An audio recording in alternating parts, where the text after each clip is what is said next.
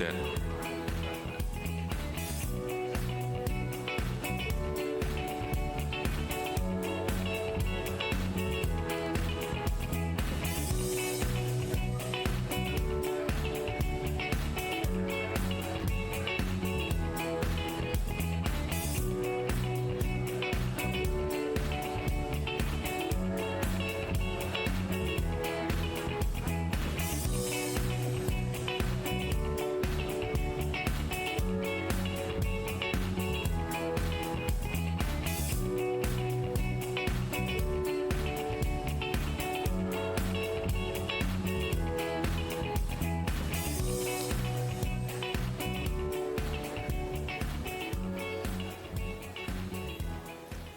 Assalamualaikum warahmatullahi taala wabarakatuh dan salam satu Malaysia.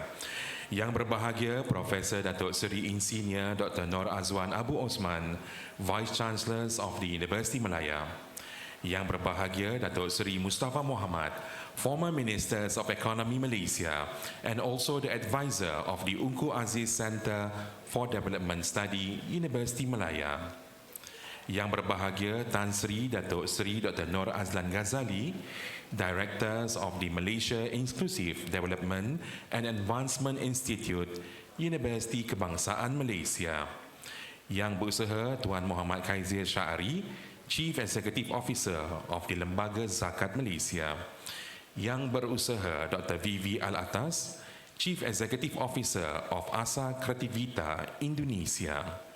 Yang berbahagia Profesor Datin Seri Dr. Suhaiza Hanim Datuk Muhammad Zalani, Director of the Ungku Aziz Centre for Development Study, Universiti Malaya. Ministry of Higher Education and Universiti Malaya Top Management, our distinguished speakers, fellow participants, ladies and gentlemen, welcome to the Forum of Redefining Poverty Eradications in ASEAN, Multidimensional Perspective, Evidence and Pathway for Inclusive Development in conjunction with the Festival of Ideas 2025 and with the Malaysian ASEAN Chairmanship. For your information, this forum brings together scholars, policymakers, and development practitioners from across the region to discuss new perspectives on poverty eradications beyond traditional income measures. It aims to explore multi-dimensional approach, share experience-based strategy, and identify inclusive pathways that support sustainability and equitability development across ASEAN member states. Distinguished guests, ladies and gentlemen, let us begin this ceremony by inviting Ustaz Mizra Helmi Abu Bakar from the Faculty of Arts and Social Sciences, University Malaya, to recite the doa.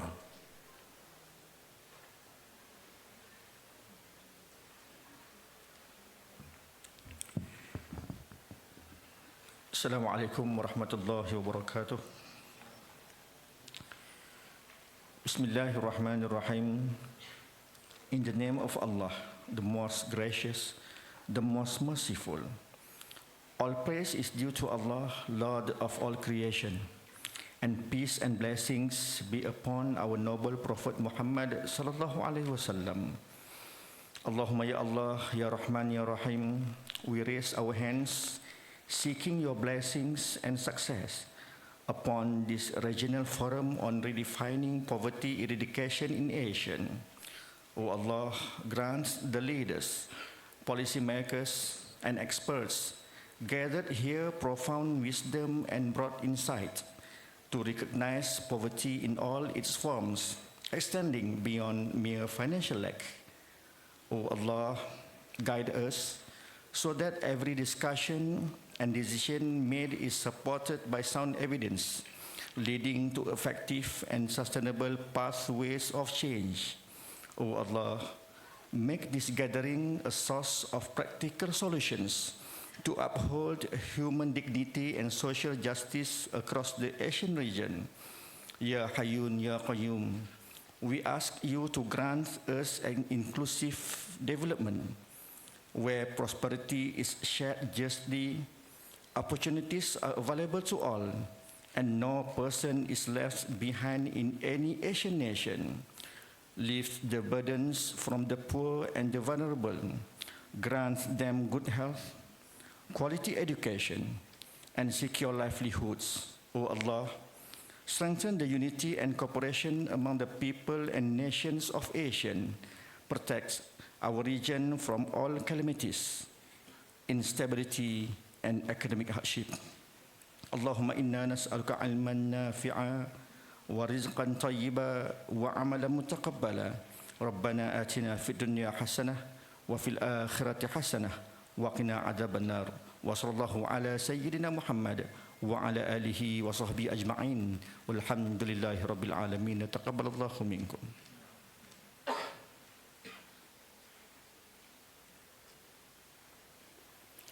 Amin, amin, ya Rabbal Alamin. Thank you to Ustad Mizra. Distinguished guests, ladies and gentlemen, it gives me a great pleasure to invite Yang Berbahagia Profesor Datuk Seri Insinyur Dr. Nur Azwan Abu Osman, Vice Chancellor of the University Malaya, to deliver his welcoming speech.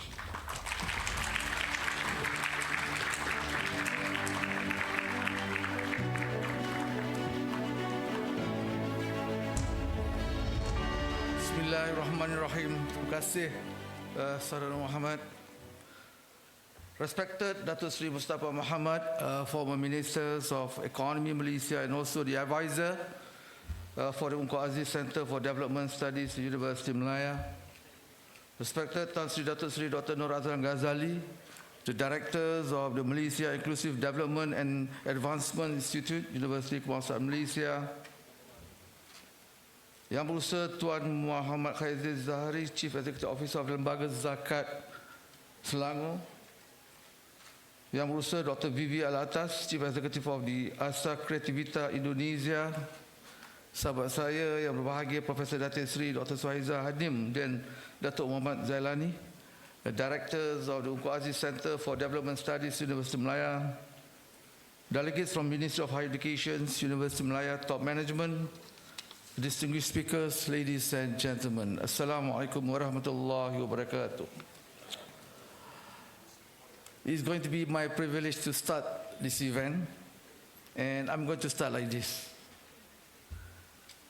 We gather today not merely to discuss poverty, but to confront one of the most defining moral and strategic questions of our time. Why, after decades of growth and progress, does poverty still persist and in some cases deepen amid prosperity? Ladies and gentlemen, welcome to this forum on redefining poverty education in ASEAN under the banner of the Festival of Ideas and of course under this beautiful Putrajaya serve as the backdrop for our important discourse for today.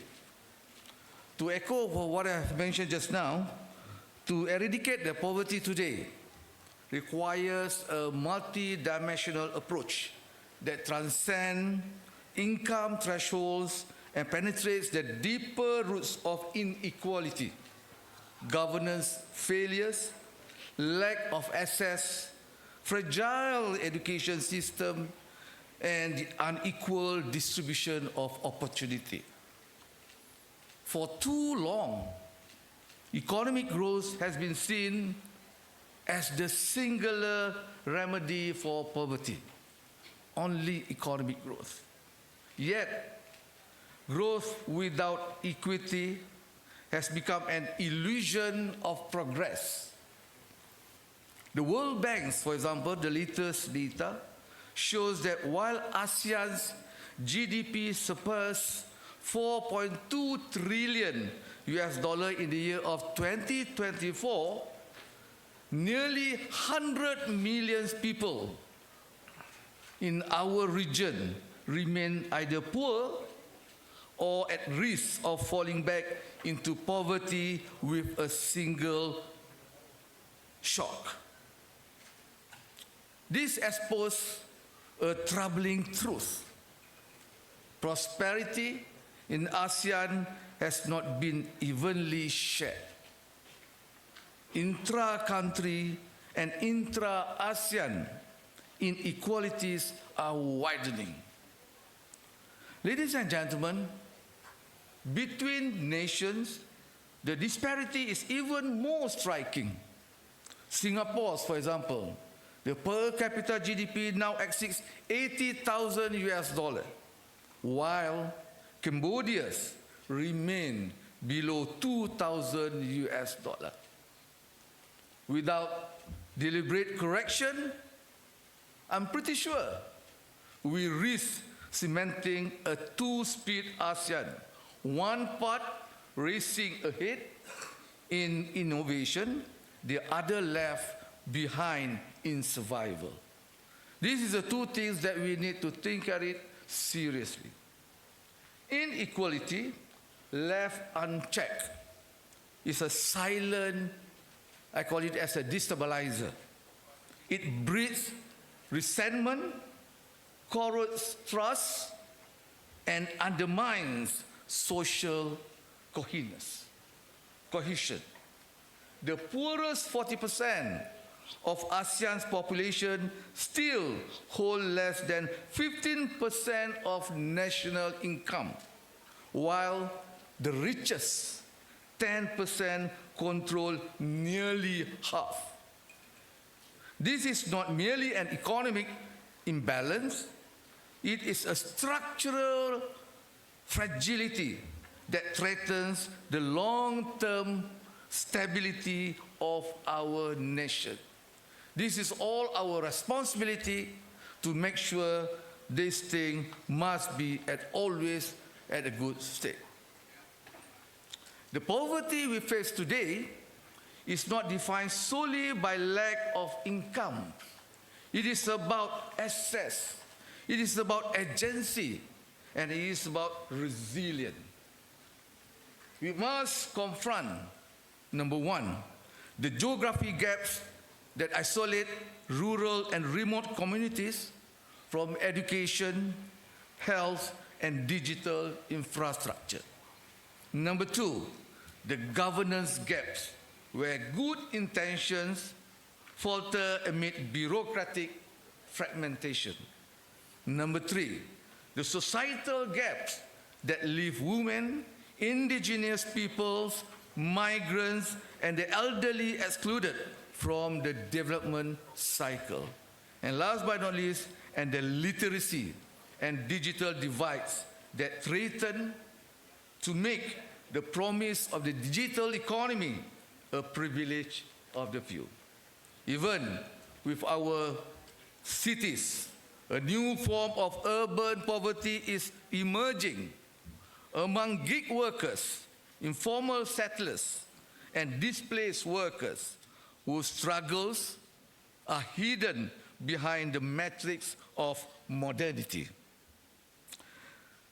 Ladies and gentlemen, the ASEAN region cannot break free from the grip of inequality unless it escapes the middle income trap that has held back most on its economies for over 2 decades. Too much of our growth still depends on resource extraction, low-value assembly lines, and export-oriented models built on cheap labor and foreign capital. This path has reached its ceiling. Productivity gains are slowing. Wage remains stagnant. And the promise of social mobility has flattened. To move forward, ASEAN must reinvent its economic foundations, shifting from exporting raw materials to exporting what I call it as intelligence, from depending on natural endowments to creating technological ones. Only through high-value manufacturing, advanced services, and regional technology transfers can we raise incomes and build resilience against future shocks. The ASEAN region still spends less than 1% of GDP on research and development, compared to 3% in OECD economies, Organization for Economic Cooperation and Development. Of course, this gap reflects a lack of innovation intensity, and closing it is no longer optional, but it is essential. The future demands a new synergy between high-tech industries, education, and of course, human capital transformation. Our economies must grow not just by producing more, but by producing smarter. And aging, yet this transformation must also address another looming reality, an aging population and a shrinking youth workforce. By 2035, according to the data that I obtained, nearly 1 in 5 Malaysians and quarter of the people in Thailand will be over 60 years old, while fertility rates across ASEAN continue to decline. Global military expenditure. This is very interesting. Global military expenditure has surpassed 2.4 trillion US dollar in 2024, the highest in the world's history. While global aid for poverty eradication and social development combined stands at less than 200 billion US dollar. That means for every dollar spent on fighting poverty, $12 are spent on weapons. Ladies and gentlemen, even within ASEAN, defense spending grew by 52% over the past decade, while investment in social protection and rural education barely reached 1% of GDP in most member states. This imbalance is not of resources, but of priorities. We are perfecting the art of deterrence, but we are neglecting the architecture of human dignity. We have built stronger armies, but not stronger communities. To truly redefine poverty eradication, we must move beyond the reactive cycles of aid and response, and instead adopt anticipatory foresight. Poverty is no longer static. It evolves with technology, climate change, and of course, demography. The ASEAN Development Bank warns that climate change alone could push another 11 million ASEAN citizens into poverty by the year of 2030. Automation and artificial intelligence could displace half of low-skilled jobs within the next decade. We must also leverage automation, AI digital industries, and lifelong learning ecosystem that allow older citizens to remain economically active while younger generations move up the value chain.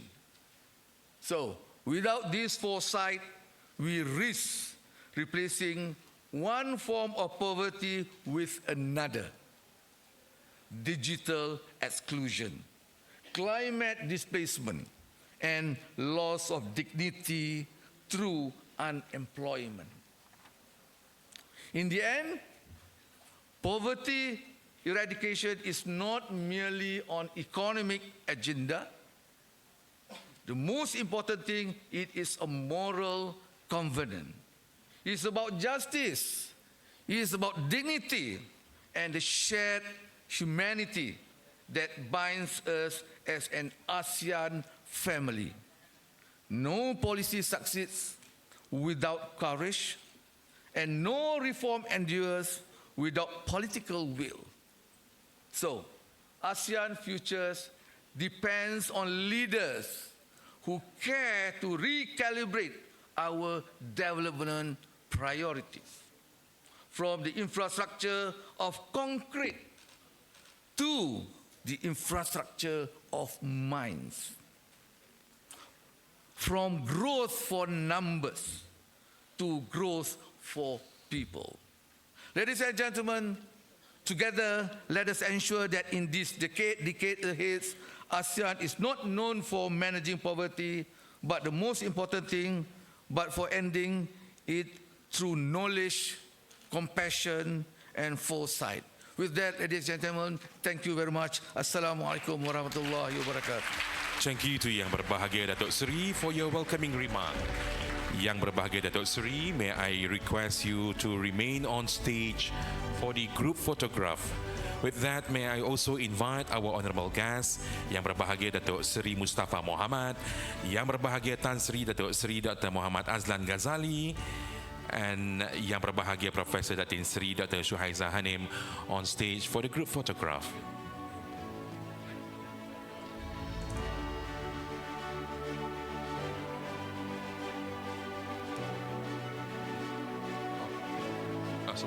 Okay.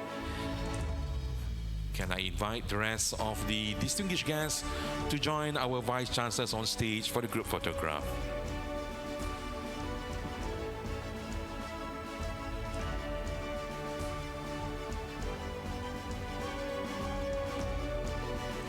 May I invite our photographer to lead the photo sessions.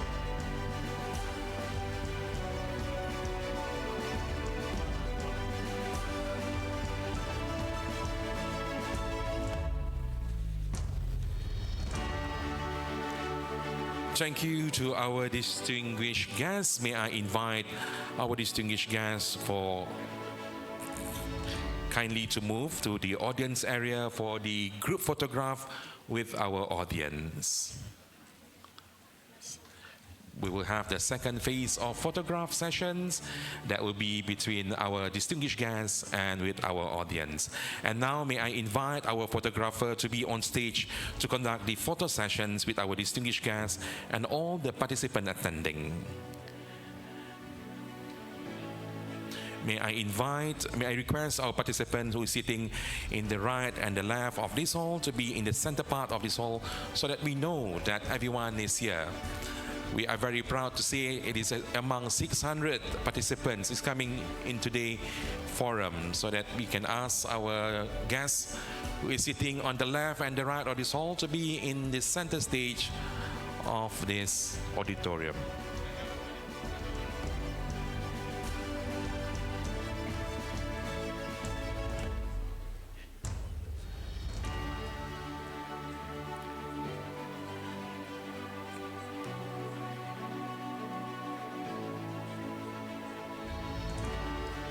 So the photographer, do you want to remain standing, is it?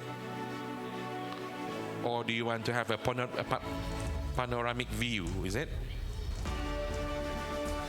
Okay, once again, a request from the photographer. May I ask the participant who is sitting in the right and left of this hall to be in the center part of this hall for the group photo.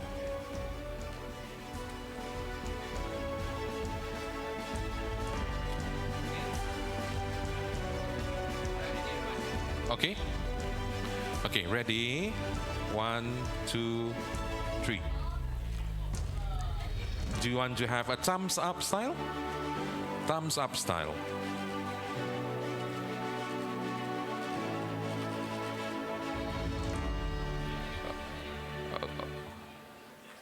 Okay, ready? Okay, thank you. Thank you, and all the participants, you can take your seat.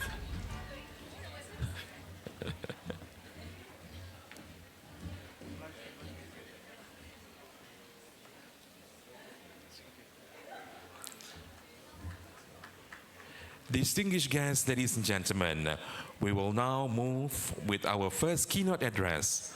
For this, I am pleased to invite on stage Yang Berbahagia Datuk Seri Mustafa Mohamad, former Ministers of Economy Malaysia and currently the advisor of the Ungku Aziz Centre for Development Study, University Malaya, to share his keynote speech on national and regional commitment toward ending poverty in ASEAN. Yang Berbahagia Datuk Seri.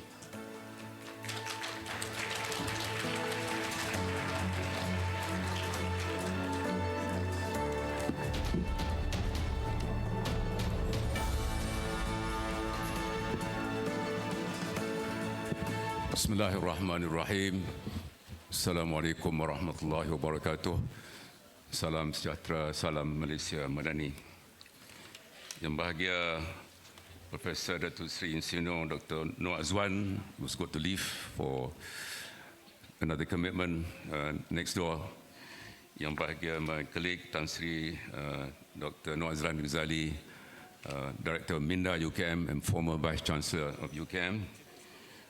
Dr. Vivi Alatas, CEO of Asa Kreativita Indonesia, Professor Datin Sri Dr. Suhaiza, Director of the Ungku Aziz Centre for Development Studies, UAC University Malaya, colleagues coming from overseas, let me welcome firstly our moderator this afternoon, Mr. Azlan Shah. Next, I have the pleasure of welcoming our guests, namely Dr. Ririn, senior economist with the World Bank, Indonesia, based in Indonesia, Professor Dr. Solo Chena Naya, Vice Chancellor of Binary University of Management and Entrepreneurship, Professor Dr. Lilia Sobrivinas from De La Salle University, Philippines, Professor Dr. Sompon Choi Ari from Prince Songkla University. Distinguished guests, peserta-peserta yang semati sekalian. Pertama saya ucap tahniah kepada KPT, our Ministry of Higher Education, for having successfully organized a very grand FY. A big hand to KPT. Yeah? Yang kedua, saya ucap tahniah ramai peserta yang hadir. Tadi Datuk Naib Chancellor, he was quite surprised at the huge turnout. Jadi saya ucapkan setinggi tahniah pada anda sekalian kerana datang ke sini. Saya tahu banyak lagi ruang-ruang di PICC ini yang sedang mencuit perasaan anda sekalian. So let me welcome and thank all of you for this successful event. Saya juga pada mulanya ingin mengucapkan tahniah kepada Profesor Datin Suhaiza and the team at UAC. A big hand to them for all the hard work. I'll give a short sharing session, probably 15 minutes. I'll cover two areas. Firstly, a bit of UAC, because I am associated in a small way with the Ungku Aziz Centre, so it's my duty to say a few words about the Ungku Aziz Centre to promote the legacy of Ungku Aziz. Secondly, I have a few words on poverty, so I'm going to cover only two subjects. A lot has been said by the Vice Chancellor, a speech of substance, a lot of meat in his speech. I think he's covered a lot of ground, challenges facing ASEAN, defense expenditure, spending on poverty. So the meat has all come from the Vice Chancellor's speech, and I'm sure there's going to be a more substance from our panelists in the next few minutes. So I'm not going to cover a lot of substance. I'm here to stand up to share a few pleasantries, mainly, firstly, to say a few words about UAC, the kind of things they've been doing, and secondly, a bit about poverty. Okay, this is UAC, the Ungku Aziz Centre for Development Studies was set up, or was announced in 2006, was approved by Cabinet. That's the setting up of the Royal Professor Ungku Aziz Centre for Development Studies. I happen to be the Minister of Higher Education at that time, so I got some special affinity and love for the center because it was announced when I was Minister of Higher Education. And the first director is actually with us this afternoon, Professor Solo, yeah, and the first director of the Center for Poverty and Development Studies. That was 2007, and we had two distinguished professors, visiting professors. One, Jeff Sachs, who is a well-known figure in the world and in Malaysia. He comes here very often. He was here last week to attend the ASEAN meeting and also to give a few lectures at Sunway University. And we had Martin Rebellion. A personality is famous for coming up with the poverty line income, the US $1 a day income. So these were the two prominent people who came here in Malaya to beef up our capabilities in addressing poverty. And then there was there was a rebranding in the year 2018. This is very recent. The decision then was to ensure that UAC becomes the academic research hub to serve as a critical reference center for academic research on poverty. Number two, to come up with innovative poverty alleviation strategies. Number three, to enhance collaboration between those researchers, government, public and private, working in the area of poverty alleviation. These are some major outputs of UAC in recent months. Yeah? Firstly, the Ministry of Economy in this country commissioned UAC to do a study to develop a policy framework for poverty alleviation. That study has been completed, presented to our Economic Ministry. For Yayasan Petronas, UAC did an impact assessment of a program undertaken by Yayasan Petronas. Number three, UAC has been involved in alleviating poverty in 4 low-cost apartments in Kuala Lumpur. We've been having a number of workshops on multidimensional poverty with the help of the UN office here and other experts in Malaysia. In particular, Professor Fatimah Kari, a leading authority on MPI in Malaysia. Last month we did a program, poverty or B40 in Kopong. And about a week ago, we had one called Beyond Income, Engku Aziz Sarung Index, and the hidden dimensions of poverty in Malaysia. So those were some major programs undertaken this year by UAC. Next, that's the EAC part. I have done my job in highlighting what UAC has done. Next, I'll share with you some ideas about poverty. Firstly, we have done well. Yeah, this morning we had a good discussion with our panelists and also with some government officials and people representing the CSO community. We started in the 60s. FEDA, for example, set up in the late 50s to address the issue of poverty, and then NEP came in 1971. The 2 pillars of NEP, poverty eradication irrespective of race, and to prevent the identification of race with occupation. Those were the 2 pillars of the NEP. And then we embarked on a very ambitious program of industrialization, and now we are in the midst of next year, beginning January next year, we'll implement the 13th Malaysia Plan, and the plan talks about raising the floor, raising the ceiling, about healthier planet, about achieving the modernity targets, and we also have many other plans beside the 13th Malaysia Plan. We have the national energy roadmap. We have the new industrial master plan, which talks about complexity and also promoting the E&E, the high-tech areas in Malaysia. This is a year when Malaysia chairs ASEAN, and that's one reason we're having this forum. And once again, I would like to thank our speakers coming from Indonesia, Philippines, and Thailand to share their experience with us in Malaysia. In actual fact, this was meant to be held earlier than the summit. The summit ended about a week ago, the 28th of October. That was the last day of the summit. But this coming a few days after the summit, the ASEAN feeling is still here. The Vice Chancellor spoke a lot about ASEAN, and we did a lot as a country. We have in particular the admission of Timor-Leste, the Cambodia, Thailand, truce, ASEAN Vision 2045.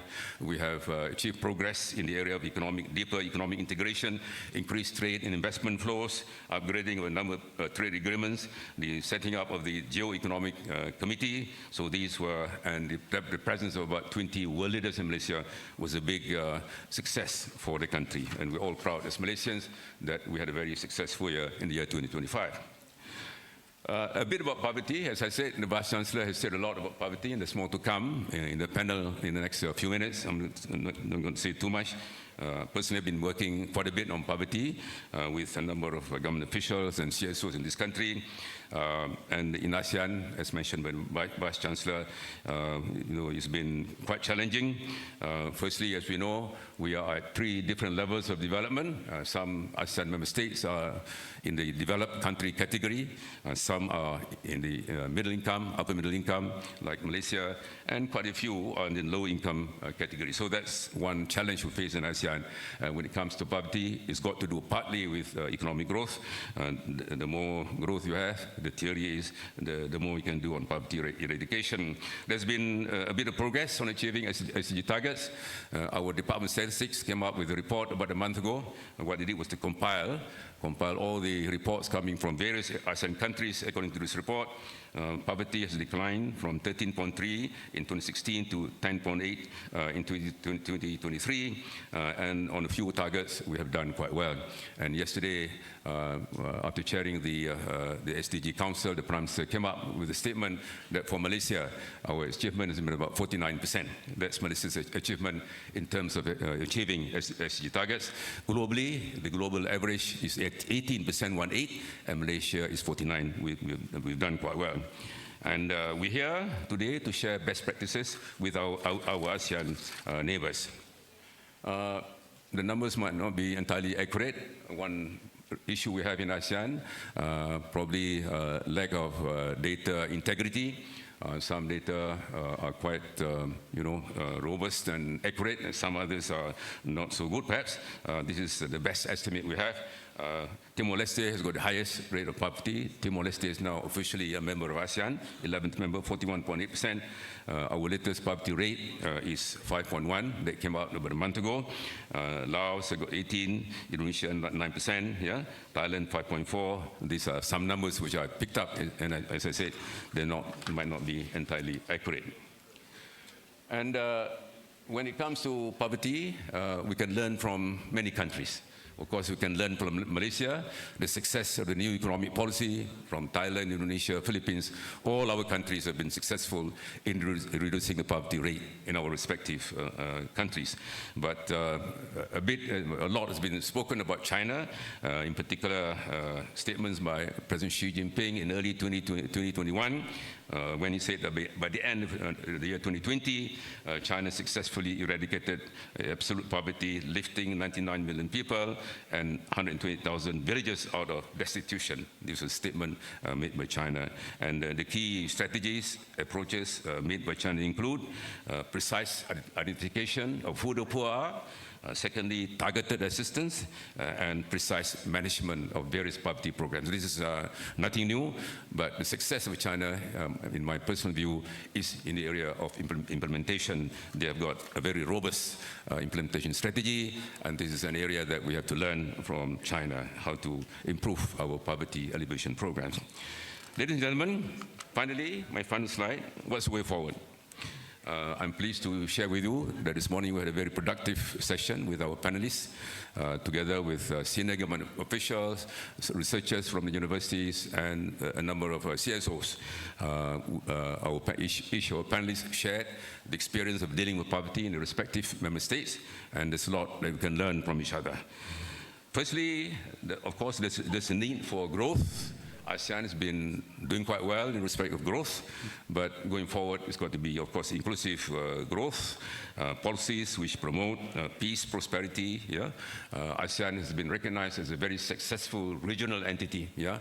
It goes on this very well-known fact that there are not many regional organizations as successful as ASEAN. The fact that so many world leaders descended on KL in the last couple of weeks goes to show that ASEAN is a respectable organization. We've done very well. We should be proud. All of us, members of ASEAN, should be proud that we are in this very dynamic region. So a lot depends on peace. Yeah? Whether we can alleviate poverty depends on peace, inclusive growth, and growth as well, the rate of economic growth. Going forward, secondly, it's got to be targeted, yeah. In this country, we've been focusing quite a bit on hardcore poverty in recent years.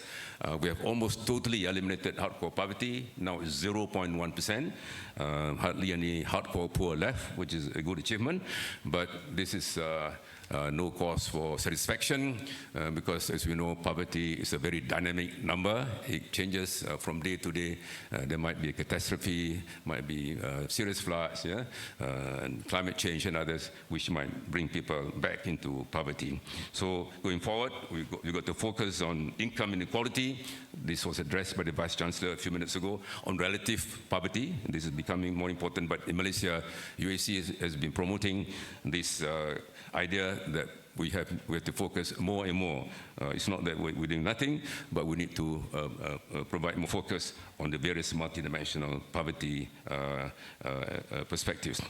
Number three, yeah, of course, there's a lot we can learn from each other, not only between ASEAN member states, but within ourselves. Universities, 20 public universities, 30, 40 private universities. There's got to be collaboration. There's got to be sharing of knowledge among our universities. In today's context, of course, we're talking about learning. Today we heard about the success stories in the Philippines, the successful strategies in Indonesia, the success in Thailand, and the success in Malaysia. So there are some success stories. Of course, we are very happy with that, but we have to address challenges. So the idea going forward, we need to do a lot more. In ASEAN, we talk a lot about politics, about Myanmar, about Cambodia, about South China Sea and others. In our view, there's not enough conversation on how to address poverty, how we can work together to alleviate poverty in our respective countries.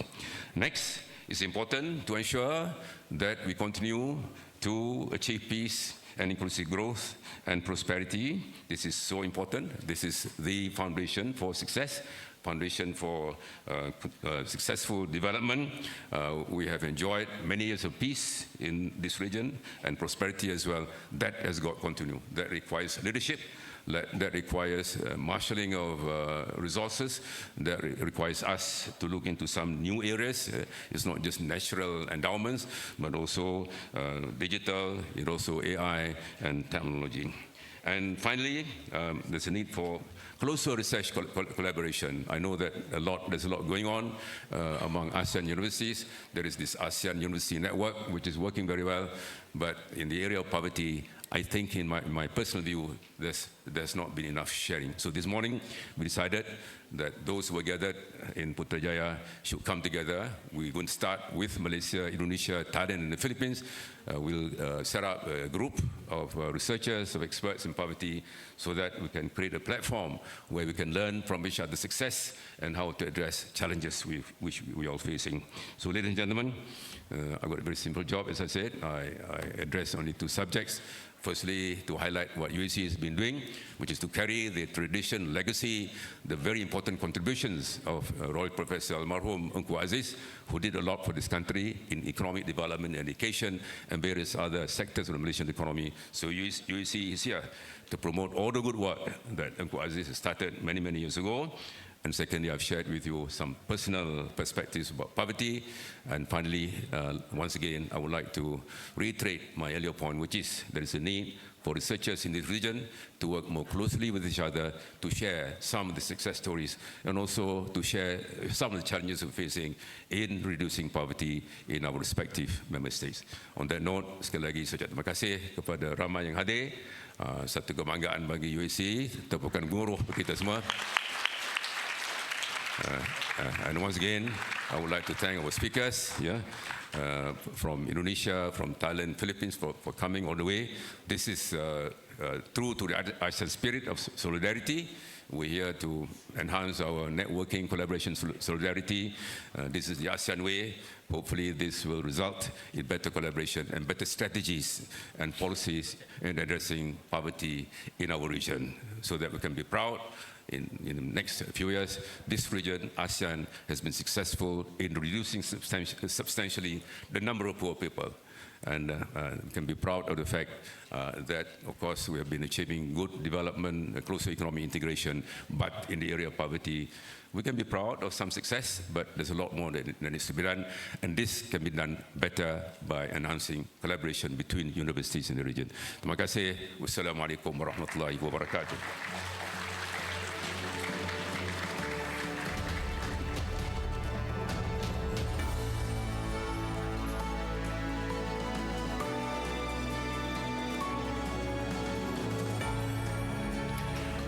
Thank you to Yang Berbahagia Datuk Seri for your insightful and inspiring sharing session.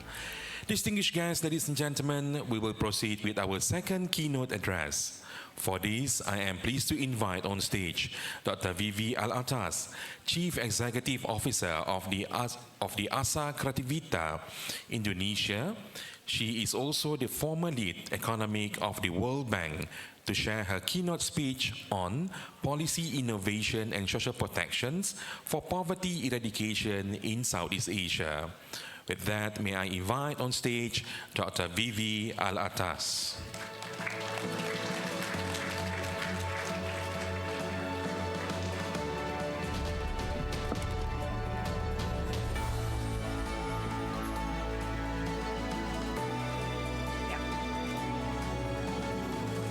Assalamualaikum warahmatullahi wabarakatuh.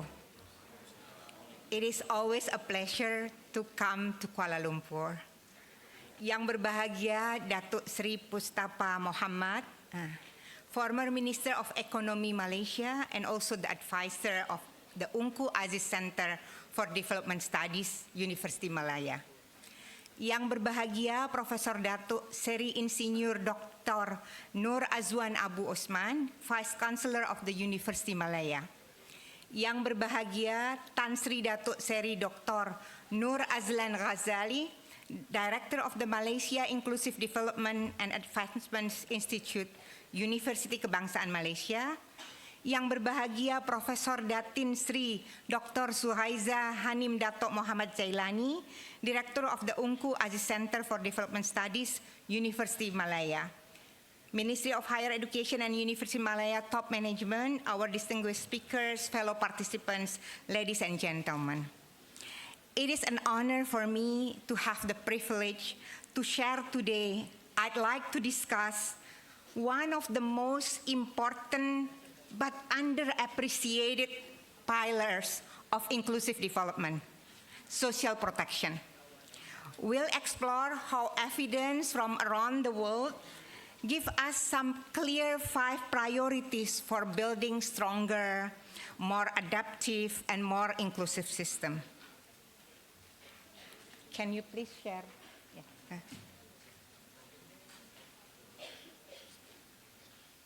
Just a second.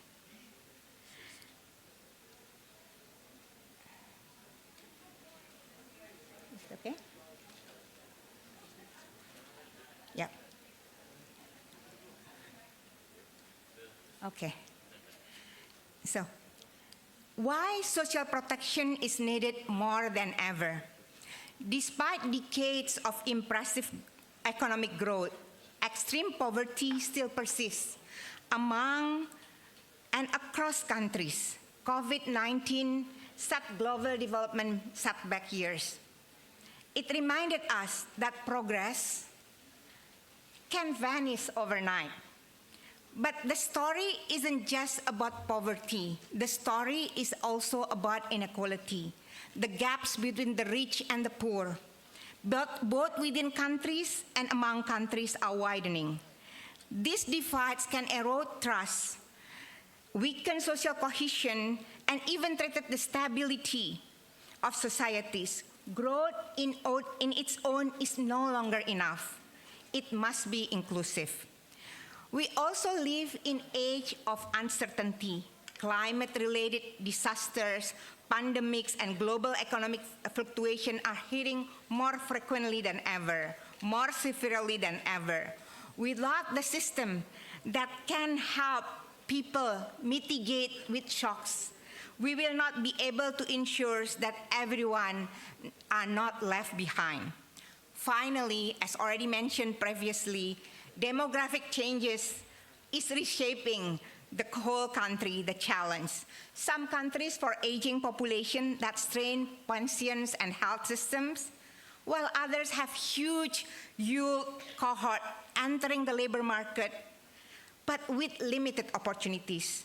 Social protection must adapt to these both realities. In short, social protection is not just moral imperative. It is an economic necessity for stability, productivity, and also social peace. So, how do we make social protection systems stronger, more inclusions, and also more sustainable? What I would like to share today is based on lessons learned from other countries. There are 5 priorities. First, we need to adopt bundle graduation approach, which is tackle multiple constraint barriers at once.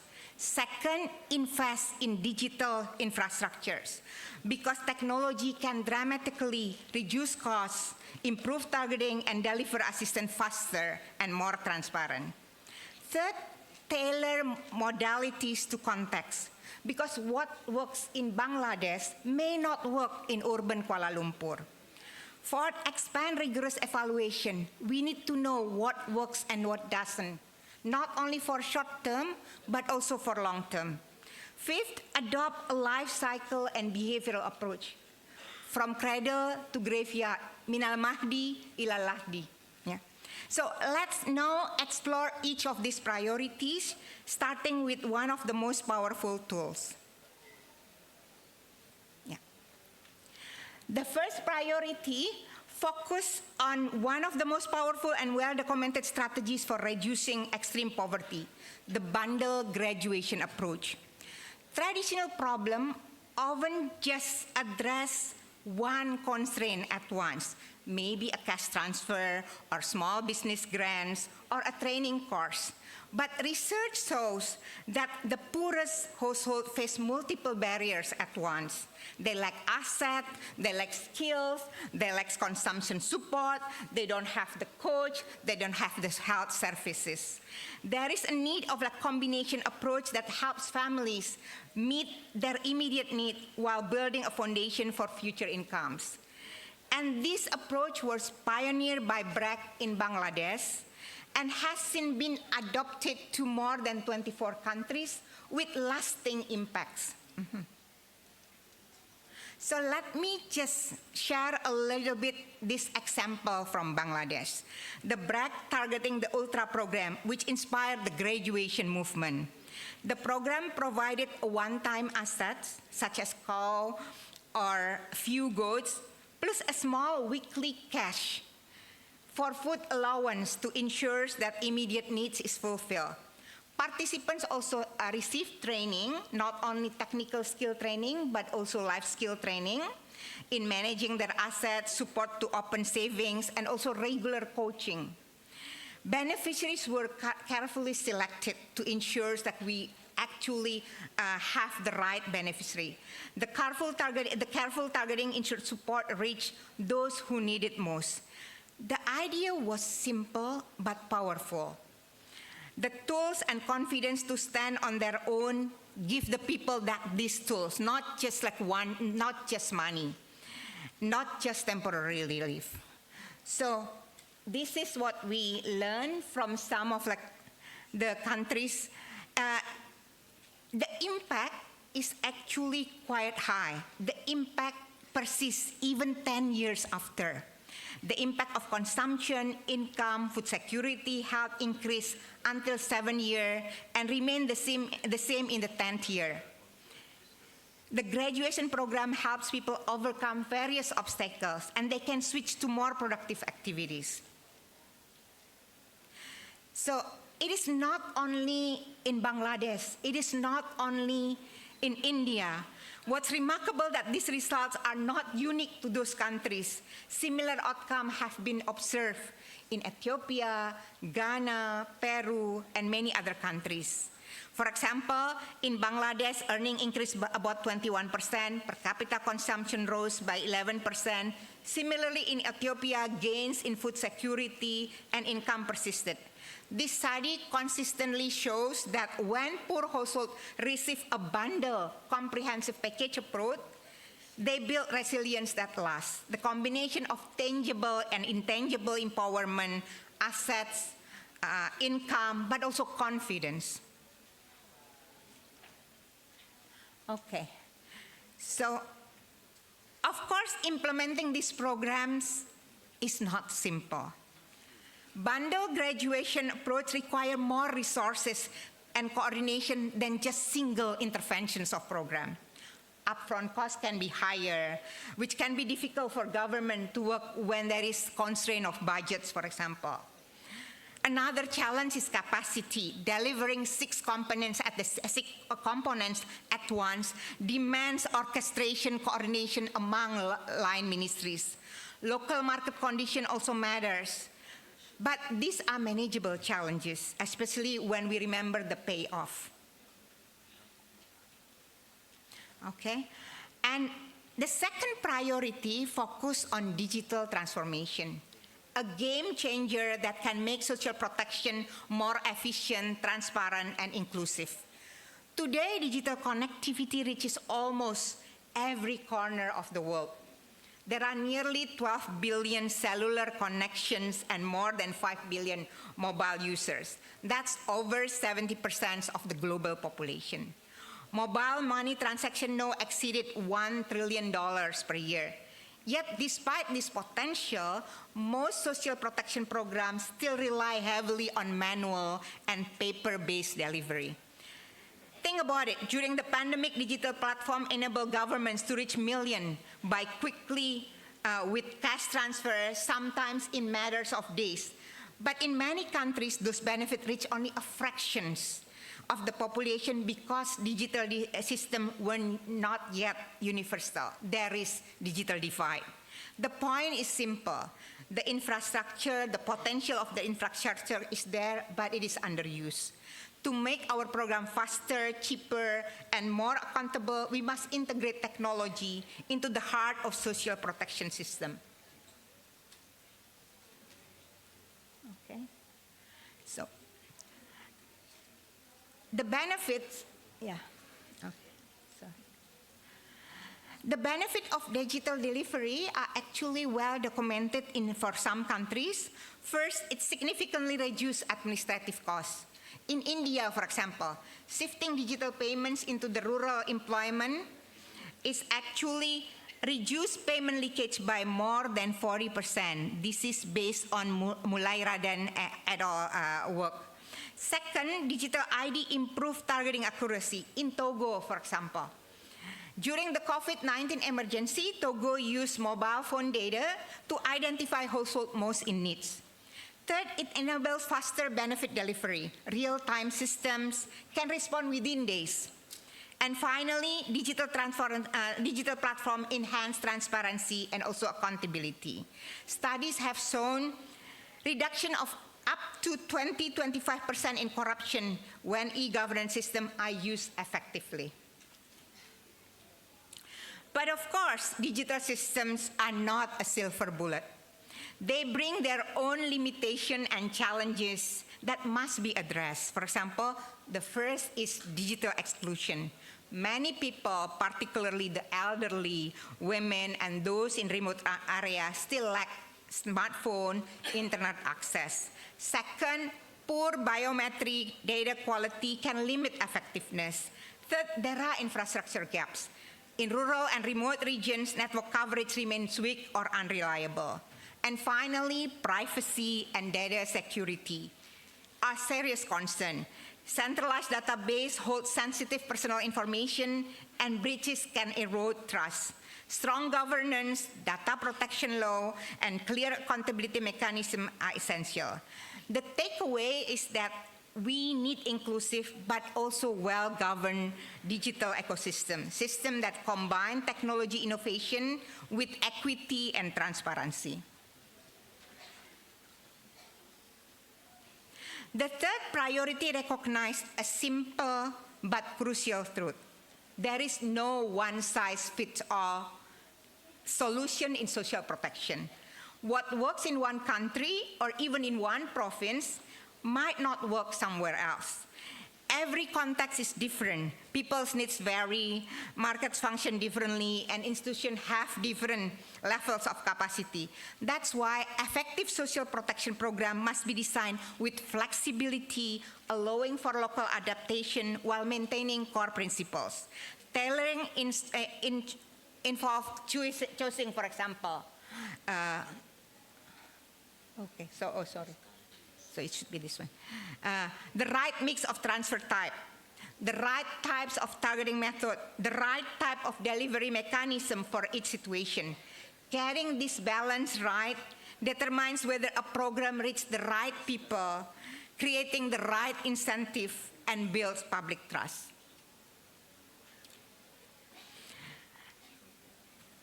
Tailoring program design, however, involves navigating some difficult trade-off. For example, the first challenge is targeting accuracy. Every method, whatever the methods, we will have what's the twin of the error, inclusion error and exclusion error. Inclusion error helping the non-poor, exclusion error missing those in needs. Striking the right balance is difficult. The second challenge is administrative costs. Mean testing or frequent verification can be expensive. The third challenge is social tension and stigma. When program targets specific groups, others may feel left out. And finally, political economy factors can influence program design. Political pressure sometimes leads to populist decisions, like expanding coverage beyond what's needed most, and choosing feasible short-term programs over the long-term impact. So the fourth priority is evaluation. Oh, sorry, should be this. Why it didn't work? Is it this way? Okay. So what we need is like really understanding what works and what doesn't. Not only just for the short term, but really trying to get better understanding for the long term. The quick assessment or annual report that are often done is not enough. Rigorous evaluations are needed to capture the long-term impact. Too often, social protection are evaluated over short term only, but that's not enough to really understand the impact on people's life, especially when it comes to breaking the life cycle trap of poverty. We need long-term tracking, how intervention affect household in the years following the program. Do people stay out of poverty? Do their children do better? Do communities become better? These are the questions that only long-term studies can answer. And this evaluation needs to go beyond the traditional methods, because social protection's true value often lies in the spillover effects and also the intergenerational impacts that can't be measured in the short term. But there are challenges in doing this long-term evaluation. We only have very limited evidence on long-term impact. Randomized control trials, which are often seen as the gold standard, have limitation. They can miss out the wider effects of the program, like the changes in local market or community dynamic. There are also high tracking costs. Long-term studies require a significant investment in data collection, analysis, and coordination. It is a complex and resource-intensive process that can be difficult to maintain and get the buy-in from the policymaker. Finally, the technical complexity is also very high. Despite these challenges, the value of deep long-term evaluation is undeniable. It helps us understand better not only what program works, but how and why they work, and for whom they work. The fifth priority focuses on the life cycle approach and behavioral intervention. Two strategies that, when combined, can drive lasting challenge at every stage of individual's life. Social protection is not just about short-term need, but it's about people's sustained progress over time and across generation. In every life stage, there are some crucial behavior, there are some critical vulnerabilities that people didn't do well. either not really sending their children to school, not really trying to find the good job, not doing saving, not invest in their health. So we do need to get a sense of like how we can address these lifestyle critical vulnerabilities. There are quite a numbers of experience from other countries. For example, Progresa, which is like a conditional cash transfer program, in Mexico, later it was named Oportunidades. It is a conditional cash transfer program that actually targets low-income families along the life cycle approach, but also using behavior approach to induce better behavior. So, let me just give a little bit examples regarding the behavioral principles, because a lot of the time people didn't do what they supposed to do. But there are actually some lessons learned from a lot of countries regarding what kind of nudging that we can use to induce people to do the crucial behavior. It could be just simplifying the process, reduce the friction. It could be just automatic enrollment is a highly effective nudge. People are more likely to stay in a program if they are automatically enrolled. People inherently doesn't want to do anything. Another example is timely reminders. Positive framing can help reduce stigma. And when we understand how people think and make decisions and what are the pain points that they face, we will be able to nudge them to do the right things. Let me just give you an example. So the main message, we need to combine not only just intervention along the life cycle, but with the behavioral approach to ensure that the critical vulnerabilities can be addressed, the crucial behaviors can be conducted. For example, for early childhood, we can provide nutritional support, early education, healthcare, while nudging the parents toward long-term planning for their children's education and health. So it shouldn't be just about money. It should also be changing the mindset, changing the behavior. Similarly, for school age, we have plenty of choices for school age, either school attendance intervention, scholarship, CCT, and others. But we also need to provide behavior approach, addressing present bias, simplifying the enrollment process, and other things that address the pain factors that they face. Another possibilities is for working age between 18 to 64 years. There are plenty of choices, either jobs training, job displacement insurance, graduation programs, but we also need to combine with overcoming psychological barriers to entrepreneurship. Today we discussed in the discussion today that a lot of the time the constraint is not just about money. The constraint is self-efficacy. The constraint is mindset that make people not willing to be entrepreneur, for example. And then for elderly, as already mentioned, like 1/5 of Asians will become elderly.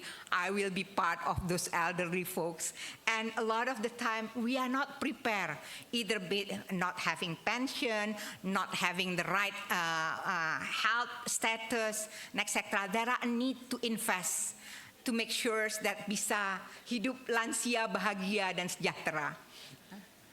So, in a nutshell, what I would like to revisit the 5 priorities: invest in digital infrastructure, adopt bundle graduation, expand the rigorous evaluation, adopt tailored program design to local context, and adopt life cycle approach and behavioral approach. To wrap up, I'd like to leave you with the thought: social protection is not just a safety net, it is an opportunity. It is an opportunity to invest in human potential, to break the cycle of poverty, and to create more inclusive society by focusing on evidence-based intervention, long-term evaluation, and adapting to realities of each country. We can ensure that social protection system not only survive, but thrive in the face of future challenges. Thank you very much.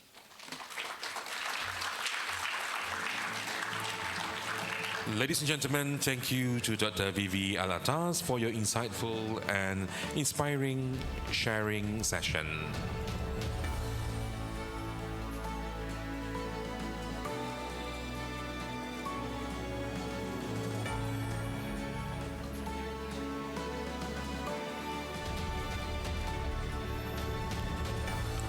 Distinguished guests, ladies and gentlemen, now we have come into our forum discussion that we're focusing into the higher education and poverty eradication's ASEAN path to inclusive growth. With that, I am pleased to invite our moderator, Yang Berusaha Mr. Azlan Shah Nabis Khan, Chief Executive Officer of the Arba Foundation, to come on the stage to moderate this session and to invite our distinguished panelists. Please join with me in welcoming Mr. Azlan Shah Nabis Khan.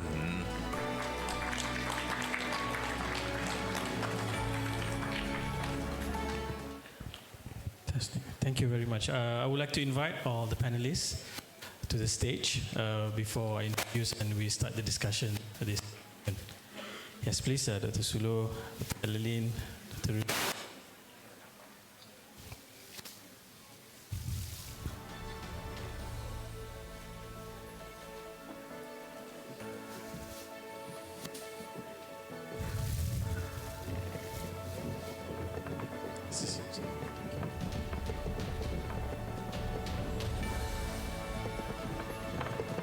Dr. Ridin, here. Dr. Sompon, I think will be.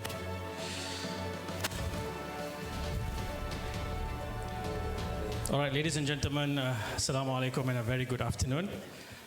I think we had been hearing a very heavy stuff discussion. Poverty is a very complex, is a very old problem that we are struggling to solve. And we are also struggling to discuss them in a very difficult time. After a heavy lunch, loads of carbs and sugar, the discussion is getting heavier and heavier. So I want to bring some vibes that I can see our brothers and sisters and the cameramen are also struggling to find faces that are still looking at the stage at this point. So I would like to introduce our line of panelists, and we are here to discuss a very important topic where after decades of initiative under the banner of ASEAN, we can surely say now that the future is ASEAN. And one of the biggest challenges that we need to work together to eradicate is poverty, if we are to be seen as a developed part of the world. And I would like to bring this conversation, this discussion, with four panelists that are with us. And first, I would like to introduce Dr. Ririn Salwa, Senior Economist, Poverty and Equity at the World Bank East Asia Pacific from Indonesia. Welcome, Doctor. How are you? Doing great? Okay. And our second panelist is Professor Dr. Sulo Chana Nair, who was the first director of Unku Aziz Center. So she has been working in this subject for many, many decades. Welcome, Prof. How are you? Doing good. And third, Associate Professor Dr. Elilin from the Philippines. And our thoughts, prayers, and condolences are with the Philippines. They has just announced the state of emergency due to the typhoon in the central province of Philippines. So as we discuss, we are actually discussing something very real that's happening right now in real time. The shocks that the Vice President has of UM has mentioned earlier, how these kind of shocks can deepen the challenges. So welcome, Dr. Elidin, to the forum. And the last and not least, Associate Professor Dr. Sompron Choi Ari, Director, Office Academic Resources from Songkla University, Patani, from Thailand. So our session for the next 40 minutes we will look into presentations. There are 10 minutes presentation from each panelist, starting with Dr. Ririn, where this is comparatively like watching a reel, like a TikTok reel. The worth of knowledge, experience, data will take hours actually to understand and to digest. But to expedite the discussion and to make it engaging, we will have 10 minutes each presentation. And then to make things really unscripted, I want to involve all of you, or in another way, to seek help from all the audience. We will craft the questions in real time. So I want also to take questions from the floor, from the east and to the west, all of you. Whatever question that you have, unscripted, direct, and we will discuss them and try to find the right answer and the best way to navigate the very challenge that we are facing in this time. So without further ado, because I would like to also mention that Datuk Sri Mustafa Mohamad has generously given extra from his time so that we can have longer discussion. So I want to utilize that as much as we can. So I would like to invite Dr. Ririn for the first presentation. Okay, thank you. Good afternoon, everyone. Assalamualaikum. I think it's a great pleasure to be here. It's very excited for me to see again Tokpa. And also, thank you for Uncle Aziz for having me here. I mean, it's the request. Actually, when I was invited, want to talk about the poverty, but I don't know. Can you please upload my presentation? But if you will see from my title, no word on poverty. So what that means? It's not that I ignore the request to discuss about poverty, but I would like to challenge everyone, or at least trying to be more ambitious. When we try to look at poverty, it's not only about poverty. So that's why that I frame my talk today is more about inclusive mobility. I'm talking about unlocking inclusive mobility. I mean, for Malaysia, in the 13 Malaysia plan that just recently released, there is one pillar about mobility, and poverty is under that, social protection is under that, education and health also under that. So I think this is the way what I would like to see how poverty is interlinked with other things. It's not only about poverty per se, but what makes poverty is because there is education there is health there is social protection there is social security there. So that's all matters, right?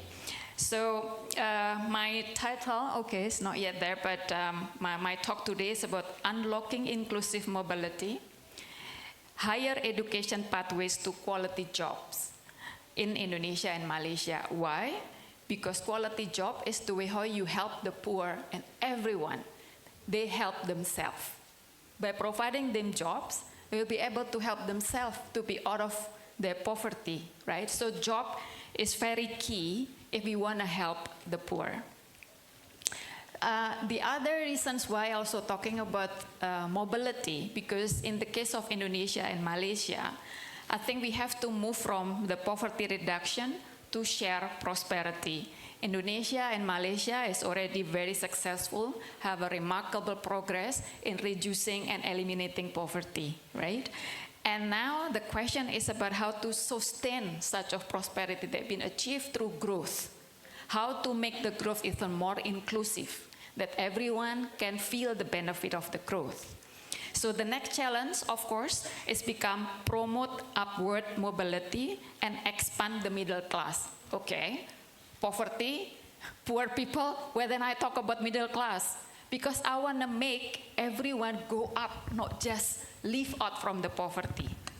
Go up, they're supposed to be graduate from poverty, but then what? Become vulnerable group? It's not enough. You have to go up even further, become a middle class. Whoa, become so red. Anyway. But can you just in the next slide?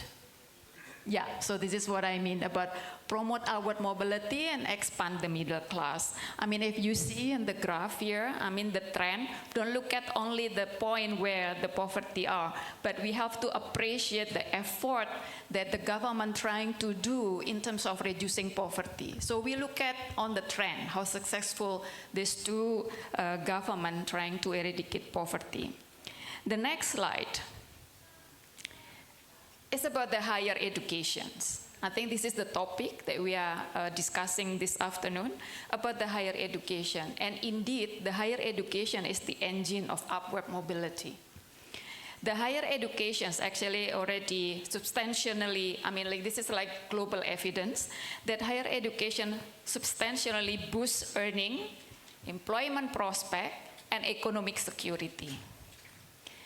But not everyone have the same access to higher education. So this is a homework.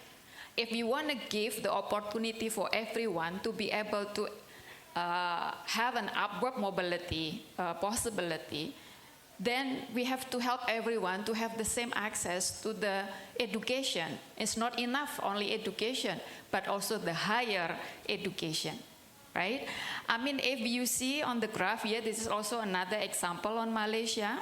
We try to compare the average wage premium between the secondary and the above secondary graduates. And you see the gap.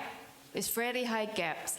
Despite both of them decline, and despite the fact that actually the tertiary educated people, which premium decline further or faster, but it's still much higher than the wage premium that can be earned by the secondary education. So there is no more question that higher education indeed is very important to help people to reach the possibility of having the upward mobility. And expanding access not only in terms of the same going to school to get the higher education, but quality education. We know that maybe in Malaysia it's even, you know, the access is broader than Indonesia, but I think the two countries still face the same things. The fact that actually what I learned in the higher education might not be the same with what Mbak Vivi learned, or maybe not be the same with those our peers in the Papua learn, or those in the Sarawak learn. Even we graduate from the higher education, the quality is still questions there, right? Next, both countries already successfully expand the access to higher education. We see here on the graph that gross enrollment rate on the tertiary education is increasing over time. Sadly, for Malaysia, at some time, you know, it's after even, you know, reach the level of upper middle income country, or even above the upper middle income country average, and then it starts declining. Indonesia is still going stronger, and now even like higher than Malaysia. But when we try to look at how it's later impact on the share of those that have an access to work, actually it's not the same.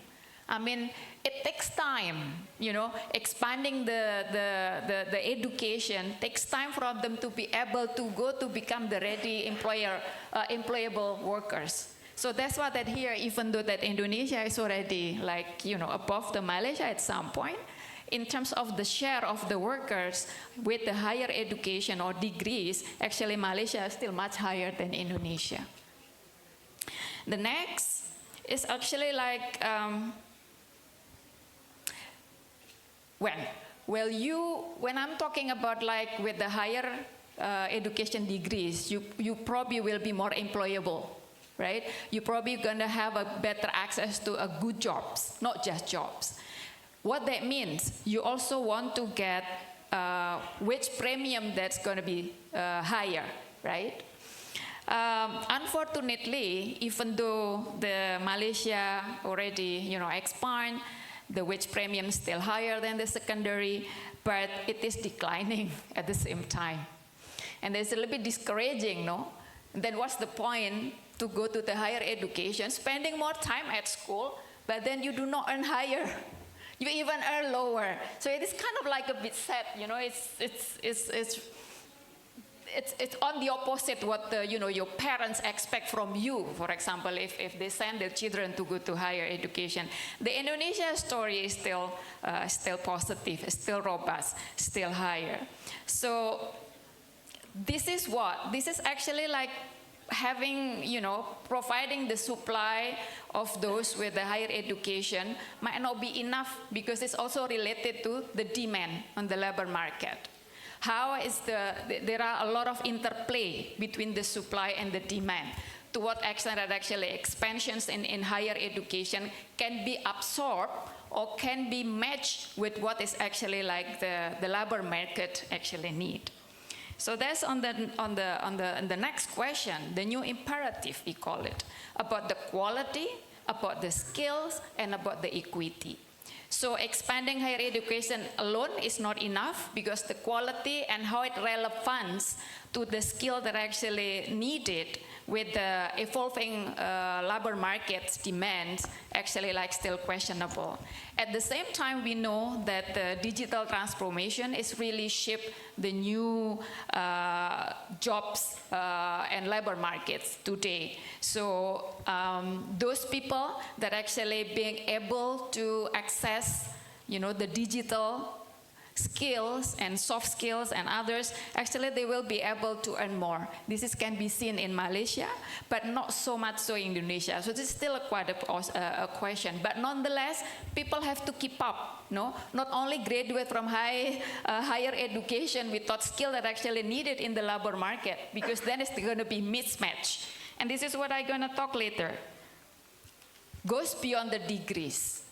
What that means, because then if school cannot provide the graduates with the skill that actually the labor market needed, and then after they left from the school, what happened? They do not get the job that actually they can use their most potential. They probably still get the job, but cannot be full-time. So underemployment become an issue. Underemployment has become an issue in Malaysia as well as in Indonesia, especially among the youth. And this is, and look at again for the next, please. 1 minute. Oh, yeah. Next. Yeah. So on the top line, it's actually underemployment among the young people between 25 to 34 is the highest. One of the reasons is because the structural barriers that they have to face after they finish the high school. The weak labor market information, limited industry partnership, and slow economic transformations that actually become the cause of this.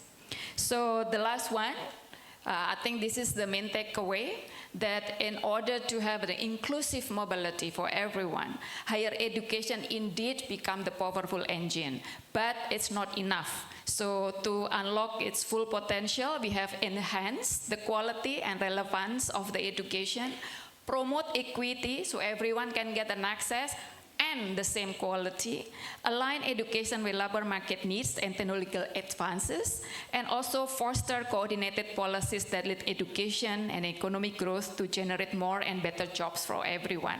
So again, the ambition here is not only like to lift people out of the poverty, have to go even beyond that. And this is not only the middle class, but also the thriving and resilient middle class. Thank you. Thank you very much, Dr. Ririn. I guess it's a mixture of hope and also a worry that our access is great, but also the wage premium is declined. So I hope Dr. Suluk will show us the way out now. The young ones are worried. So Professor Dr. Sulochana, she will be talking about transforming higher education in Malaysia amid global shift in educational landscapes, implication for poverty eradication and inclusive growth. The floor is yours. Yeah, thank you very much. Dr. Sri Mustafa, Tan Sri Azlan, Tan Sri Sulaiman, Datin Suhaiza. Thank you for inviting me for this panel. It's a very exciting panel to be in. I have Unku Aziz looking at me from the back. I have Tofa looking at me from the front, so it's a very difficult position to be in. Okay, what I wanted to do in this particular presentation is to basically focus on three things. Transforming higher education amidst global challenges, number one. Number two, whether higher education is a panacea for poverty reduction. And number three, how does higher education promote inclusive growth and development?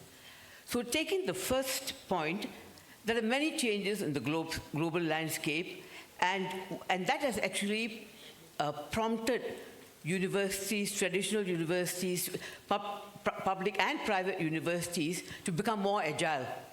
And there's greater acceptance of, because of COVID, people having to go on online, there's a greater acceptance of online education, number one. Number two, there's greater acceptance of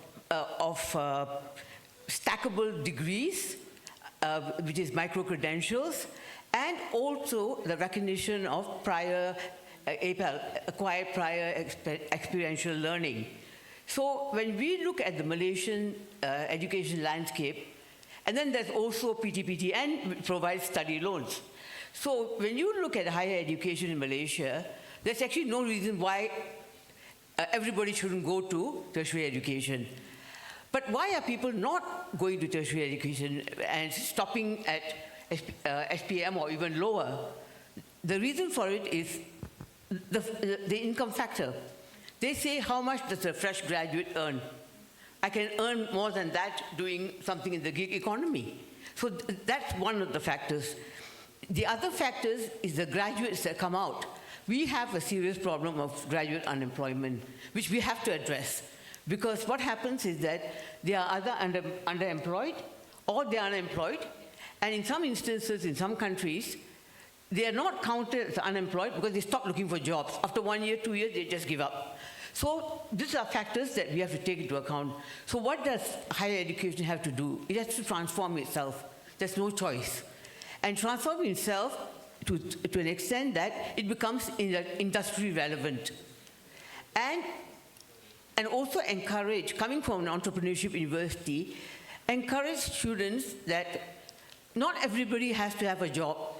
People can become entrepreneurs and earn a living, so they don't need a job. Because both the private sector and the public sector, there are challenges to get into a job in either of these sectors, and even with the MNCs. So if you become an entrepreneur, you're your own boss.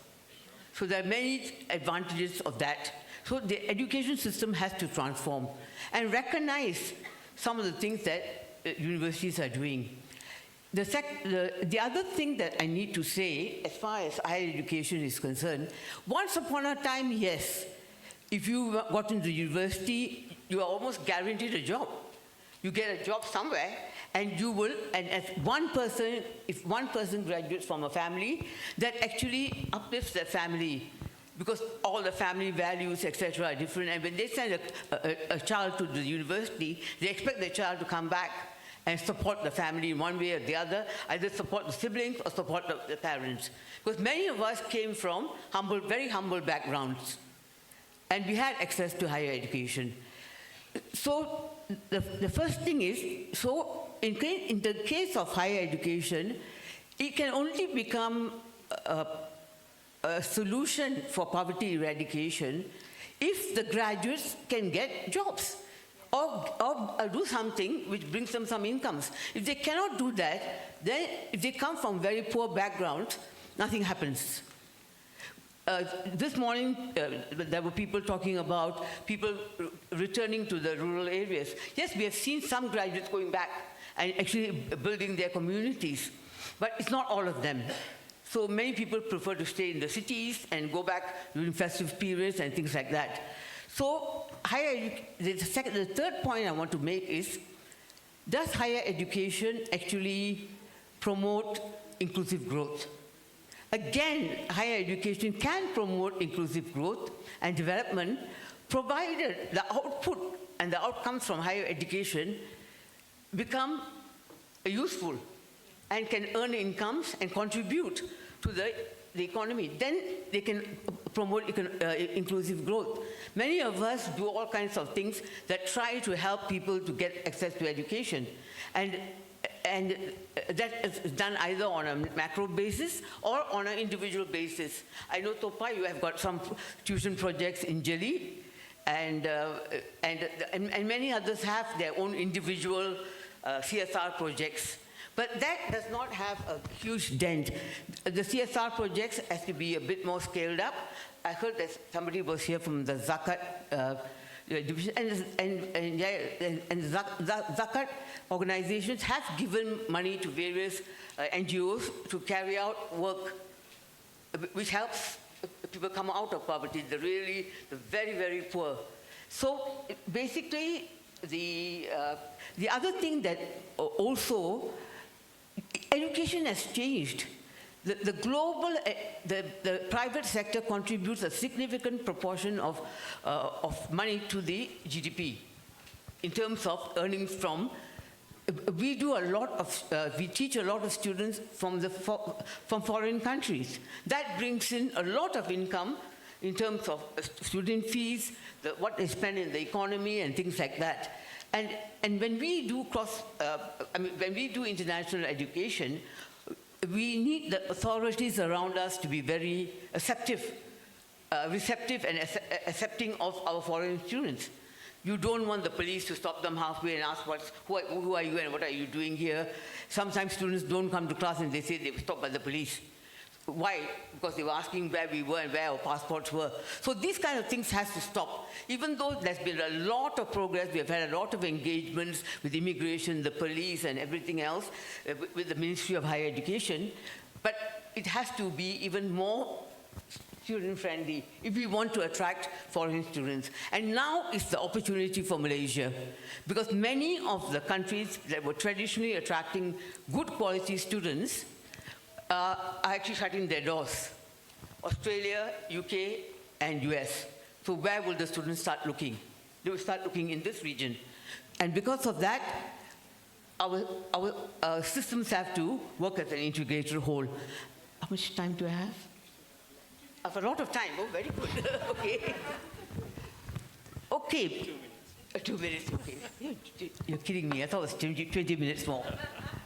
Okay. In the last 2 minutes, what I want to say is that Malaysia had some very good models of providing access to higher education. Mara is one of those models. The UITMs and all that, that's a very good model that provided education. And they had the right formula with Tan Sri Ashad Ayu at the helm. First thing is, I think language was English. We find that all the UITM students speak very good English. And whether we like the English, whether we like the British, the Americans, the Australians, it doesn't matter. But we still have to learn English, because that is the international lingua franca. Whether we like it, we don't like it, but we still have to learn it. That's number one. And learning English doesn't make us anything less of a Malaysian. We also had to learn Bahasa when we were in the universities, and all the senior lecturers told us not to come to the Bahasa classes because we were doing better than them, because we had to teach in Bahasa. So we went for, during the term breaks, we used to go for Bahasa classes. So if you have the right mindset, you can learn any language that you want. Children are not scared to learn languages. It's adults who are scared to learn languages. So that's one of the things. The other thing that we need to do is that there is a significant gap between public and private university graduates and their employability. Because I was in a public university, University of Malaya, for 30 over years. Then I moved to a private university. And there are lessons to be learned from both sides. One of the things is the bureaucracy. In a public university, bureaucracy is still there, very, very strong bureaucracy. But in a private university, it's just one phone call away. And you get a decision on the spot. So it makes your work a lot easier as heading an organization. And in terms of because my passion has always been poverty, and I still think that we can depend on higher education to reduce poverty, provided all the other structural factors that affect access in terms of improving the quality of graduates, etc. If all that is taken into account and measures are put in to reduce that, because a lot of poverty is also structural. And even if opportunities are given, sometimes students don't have access because they, and now, you see, you can't just say, okay, you can come on online education, but you have to have the digital infrastructure. And I think the ministry is actually accepting that. They've allowed universities to do online PhDs, online master's programs, and then you have the APEL programs.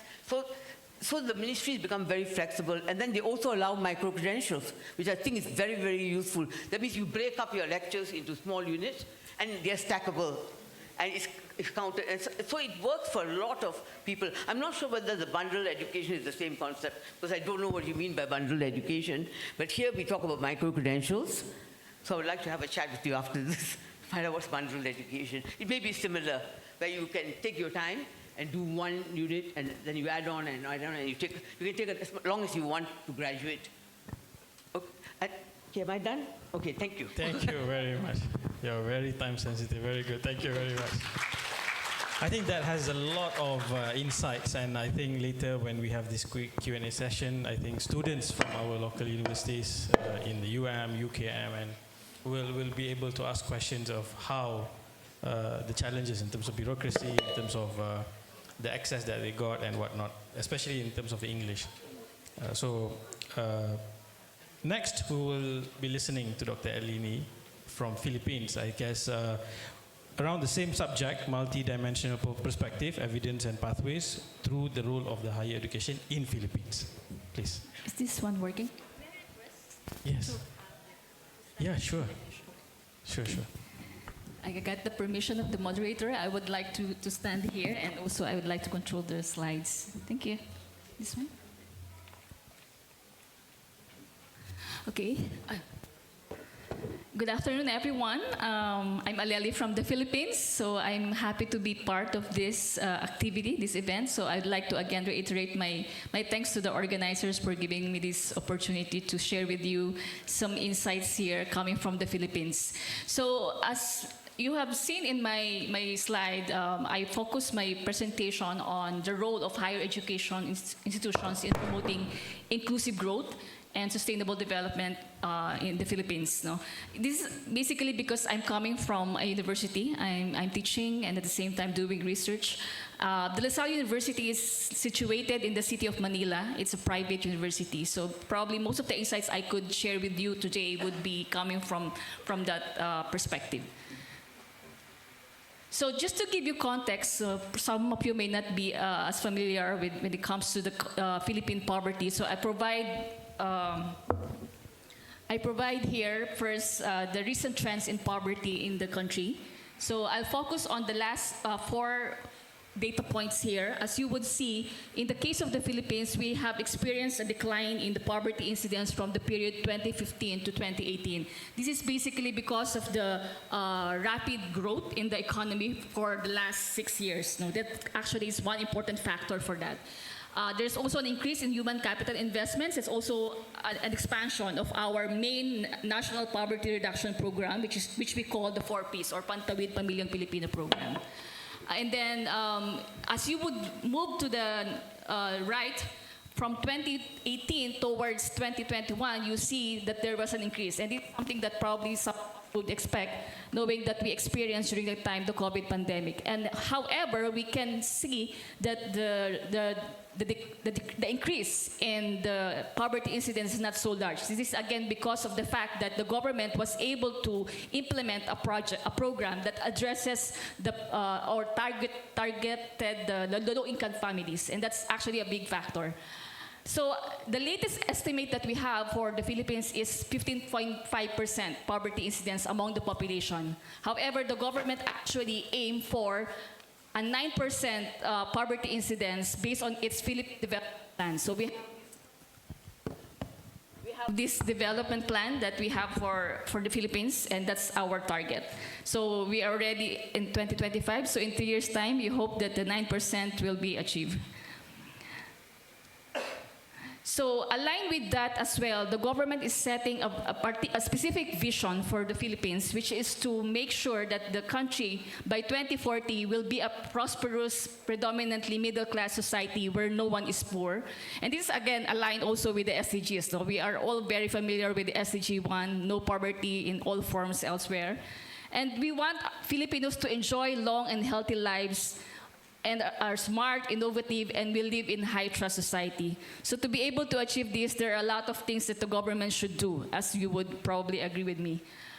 As you have seen in the previous slide, our current poverty incidence, the latest official one, is 15.5%.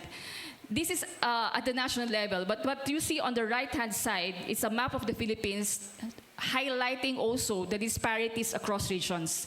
So you see the dark blue performs better because they recorded the less poverty incidence compared to, for example, the orange ones, which is in the southern part of the Philippines, which actually recorded the highest poverty incidence. So here, I would like to emphasize the fact that even within the country, we experience a lot of disparities. And if you narrow it down, bring it down to the community level, you'll see a lot more inequalities in terms of income. So in my discussion, actually, the benefit of being the third speaker is that some of the things I will be discussing are already raised earlier by my co-panelists, so probably I could have a shorter discussion for this part. And I think for most of you here, especially the students, I think you will all agree with me, and this is something that you have to realize yourself. Being educated at the tertiary level, at least completing tertiary education, of course, would specifically expand your economic opportunities. So this will provide you the necessary skills that would allow you to get the jobs that you want. And also, for some of you, it could help your family break the cycle of poverty. This is something true also for the Philippines. No? We aim to have at least one member of the family graduating or finishing college to make sure that it will help also its own family later on. Of course, higher education can strengthen human capital.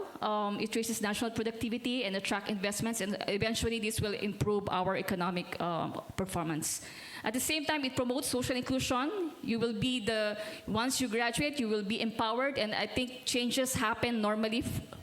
The changes come from people who are more educated. So I think the role of, again, the important role of education is something that we want to emphasize here. Wait, can I go back? Okay. So here, earlier, Dr. Rady showed the gross enrollment ratio for Indonesia and Malaysia.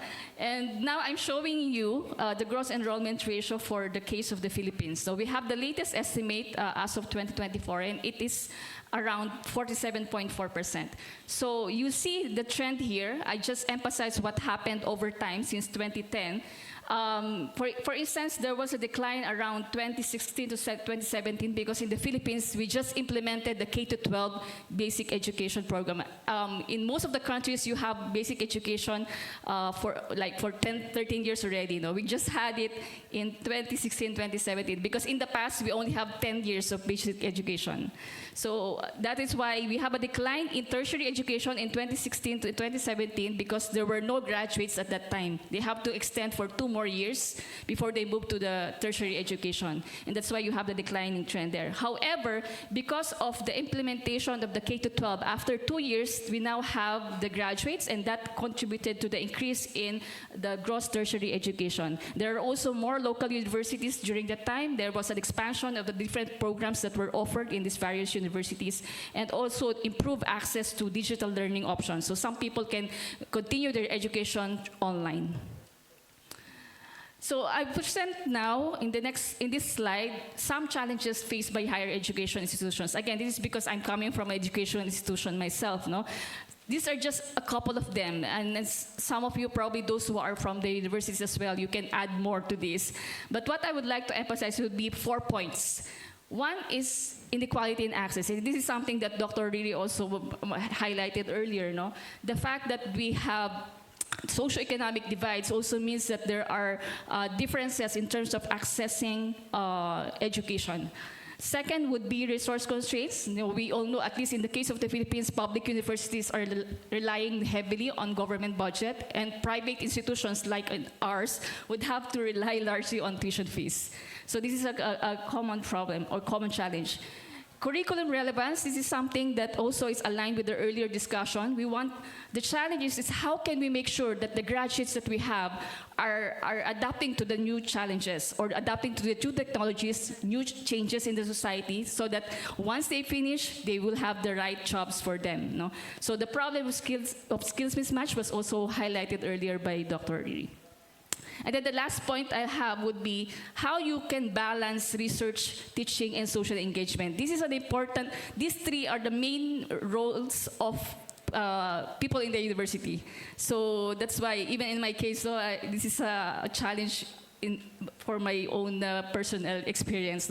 But anyway, when you try to balance all these three main roles, it means that there is a possibility for you to marginalize the community-oriented programs and civic engagement initiatives. Because, of course, in the universities, you are always required to publish. THE rankings itself, for example, focus on publications and citations. But if we really want to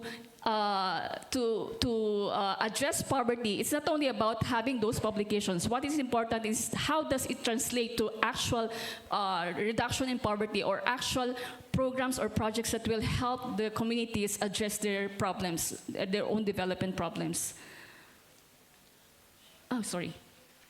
So how can now the higher education institutions address these challenges? Again, these are just a few points. No, it's not a very comprehensive one, but I'll just go over them very quickly. So for the first challenge that I emphasized earlier regarding access to education, the Philippine government actually implemented what we call it's difficult, what we call the Universal Access to Quality Tertiary Education. It was signed in 2017. So basically, its goal is to make sure that higher education is accessible to every Filipino who wants to study. And this is focused mainly on state universities and colleges. So all public universities in the country, as long as you are able to pass the exam, of course, you're not supposed to pay anything. You're not supposed to pay tuition fees. So that essentially level up the playing field. No? Because people who are poor can, as long as you pass the exam, you can enter the university. They also offer, under this law, some subsidies for the poor, especially those who would want to go to private universities and they want a specific degree program offered by the private universities. They can still also receive some subsidies for that. However, on the part of the private universities, like what I said, private universities are mainly relying on tuition fees. And however, to make access more, to improve access among students, what they do normally is they offer scholarships. And that's actually what we also do at our university, the De La Salle University. There are a lot of financial assistance, tuition discounts, full scholarships that are offered to our universities. Actually, for those who are not familiar, essentially people from the Philippines, if you meet somebody from the Philippines, they would say De La Salle University charges high tuition fees. But however, just to also make things clear, no?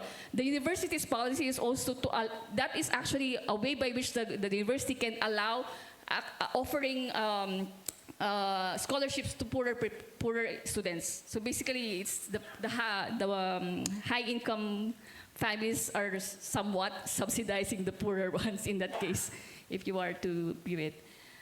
The second challenge that I highlighted earlier is about resource constraints. So what universities do is to, of course, seek funds from both national and international funding agencies. And that's a common thing that we do, at least in our university. We have several research centers, and they try to submit proposals to funding institutions just to make sure that they could support their task of doing research, allowing them to also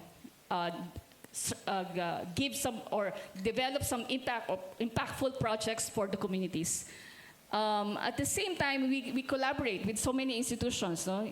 It's an important thing. I think one key word that I would like to emphasize on this part, as you would probably see, is the importance of collaboration. Industry, government, academia, these are a very important tool for us to make sure that all the challenges that we'll be experiencing in the education sector will be addressed. At the same time, given the limited funds of higher education institutions, we try to make sure that the way we operate is cost efficient. So we invest in digital infrastructure. That's something that we do at De La Salle University. We have the Canvas Learning Management System, for example, the cloud-based library services. These are just examples by which we can make sure that we adapt to the digital transformation. At the same time, we operate on a cost-efficient way. Next would be on curricular relevance. So I think I will just point out a few points. I don't know how many minutes I have. 30 seconds or 1 minute. 1 minute. Okay. Sorry for that.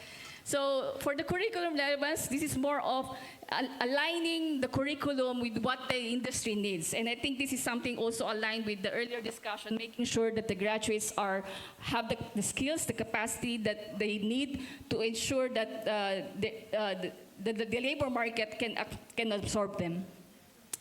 The last one on balancing research, teaching, and social engagement. So we want to make sure that our faculty are teaching the courses that they are involved in research into. I mean, similar expertise, similar area they work on, so that the students they can learn more, because the professors are also doing research aligned with that specific topic. So you're hitting two birds. You're doing research, you're also teaching at the same time. That's the same topic. Service learning is also part of our curriculum, so I think that's a common thing in many universities. And prioritizing community-based local capacity building projects and community engagement. So in the next few slides, I just show you some pictures of examples of projects that we employ or we implement at the university. So we have a specific research arm for the university trying to address different development concerns of communities, like relating to disasters, relating to urban poor development, environmental sustainability, and youth employment. We also have projects focusing on social entrepreneurship and social innovation. And this is because we believe that through social entrepreneurship and social innovation, this could actually help the students and also the communities move out of poverty. The last one would be on SDG City. So actually we have partnership with the City of Manila, the capital city of the country, to make their city as a model city for embarking on the implementation of projects and programs that localize the sustainable development goals of the United Nations. So this is just a photo of us with the mayor of the City of Manila. And then for community-based monitoring system, I think I don't have enough time to discuss this, but as a very short explanation of this, the community-based monitoring is also a local poverty monitoring tool that we developed in the university. I was part of this before, and it's just so happened that this system has been institutionalized. It's now under our Philippine Statistics Authority, and this is a main local poverty tool that allows local governments to address poverty in their community, identify problems, target the poor, very detailed data, promoting evidence-based policy planning, policy implementation. And so we thought that this is also one important contribution of our university to our country, because essentially this has been signed into a law. And I think this is something that all local government units are appreciating, because they can now use data to identify who are the poor, where they are, and target specific projects and programs that could help them move out of poverty. And then the last point, I don't know if I still have time, I skipped this one. For future directions, I think what is important is that, given also the chance that we have this gathering here, I think we can take advantage of the fact that we are talking about poverty here and we're talking about how we can move forward. I think we can take advantage also of the collaboration that we have started, maybe doing collaborative research on poverty and trying to address the common problems among the ASEAN countries. And of course, some of us may have some unique interests in our own particular country. Maybe a multi-country study could be done to help address the regional challenges and country-specific challenges. And then the last point would be to align our research agendas with the local community needs, like the poverty alleviation, sustainability, health, and of course align also with the global framework. So I apologize for extending. I think that's it for my presentation. Thank you very much for your attention. Thank you very much, Dr. Adili. I guess there is a lot of unique propositions that happening in Philippines in terms of their policies, and we'll discuss that further when we get into the discussion around. Normally when we discuss about poverty, it's always about the point of view coming from an economist.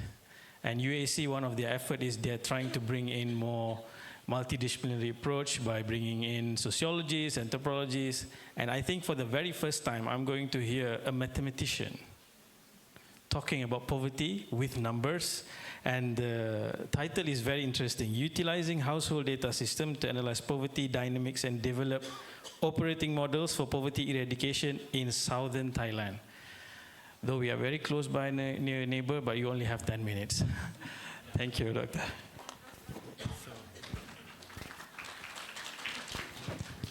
So first of all, thank you very much First of all, thank you very much for the invitation, and I'm very happy to come here also with my team, Dr.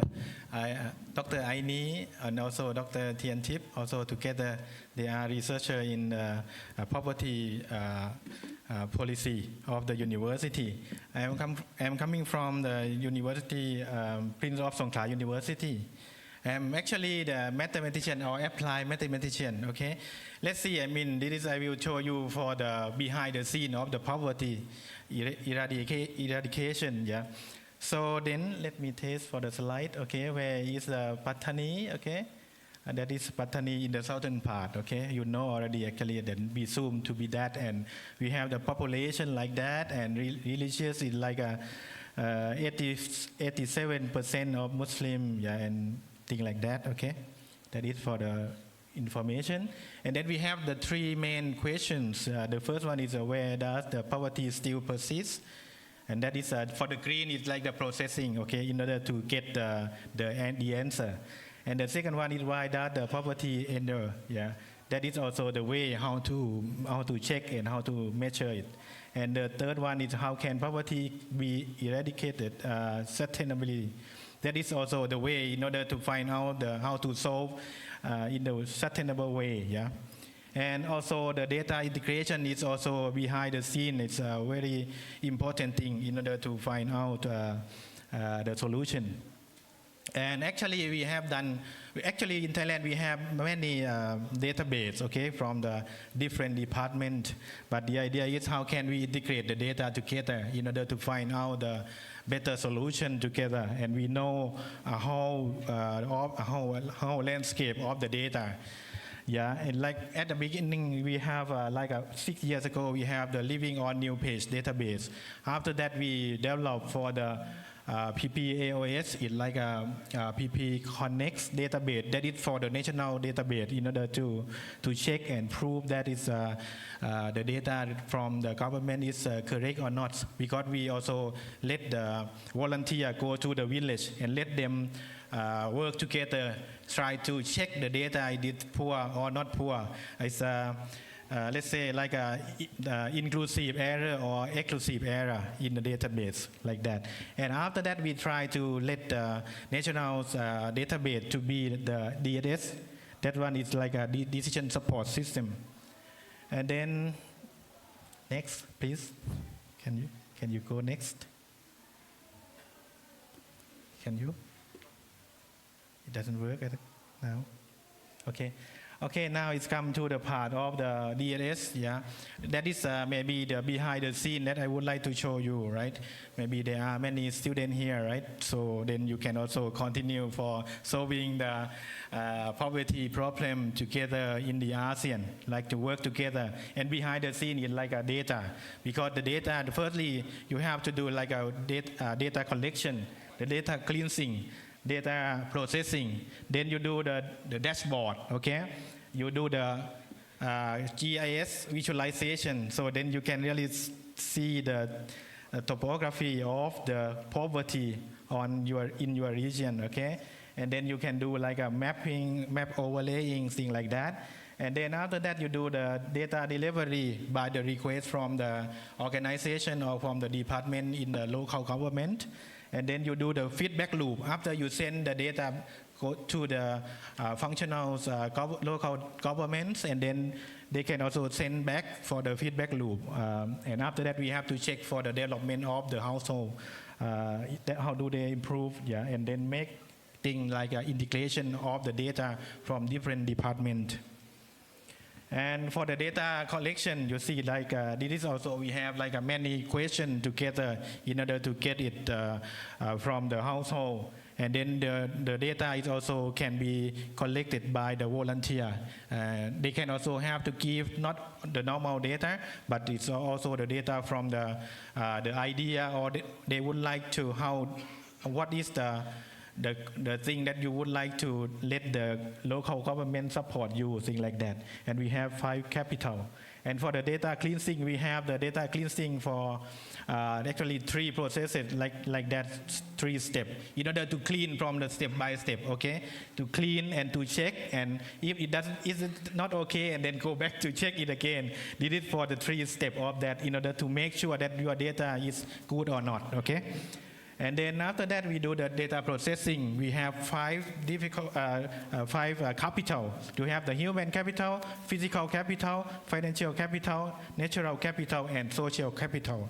And this one try to X-ray each household in order to know in which capital that you have the problem, or like in a lower than the poverty line, something like that. And we also put the mean, average, or the standard deviation together with the data plot. And then for the dashboard, we have plenty of the dashboard in order to find out, for example, the critical question from the local governor in order to find out the solution or the higher frequency of the question or something like that. And then come to the GIS visualization. So you can also see in 3D, okay? For example, that one is you have many different color. For example, red is very poor, okay? Yellow maybe poor, and then the sky blue is like a moderate, and then the green one is also for a good, not poor for that part, okay? And then if we have the flooding problem, and then we can also overlay for the data for the flooding way and river way, or the flow part, something like that. Mix them together, and then we can find out the solution, proactive procedure in order to do in advance, okay? And then maybe data delivery. This is for the data that we have, and then we just send to the functional organization. And then for the feedback loop, that they can also feedback the data back to the database, and then we try to evaluate later. And for the DSS, this one is also, we have the part that have to link the data with the innovation part, the national organization, things like that, yeah, all together with SME and also many things, yeah, together, entrepreneur and innovation also. And for the demonstration, that's pity that I cannot show you real time. But actually, this one you see, when you see this, and then we also have the region, it means the region that we do for the operating model in order to implement in the real activity in that region. If we click on one dot, okay, and then we get the information from the right panel. After that, we can X-ray each household in this 4 or 5 capital. Altogether, we can zoom and X-ray, try to evaluate how do they develop from time to time. And this is for the operating model in order to make the solution become true. I mean, work together with not only for poor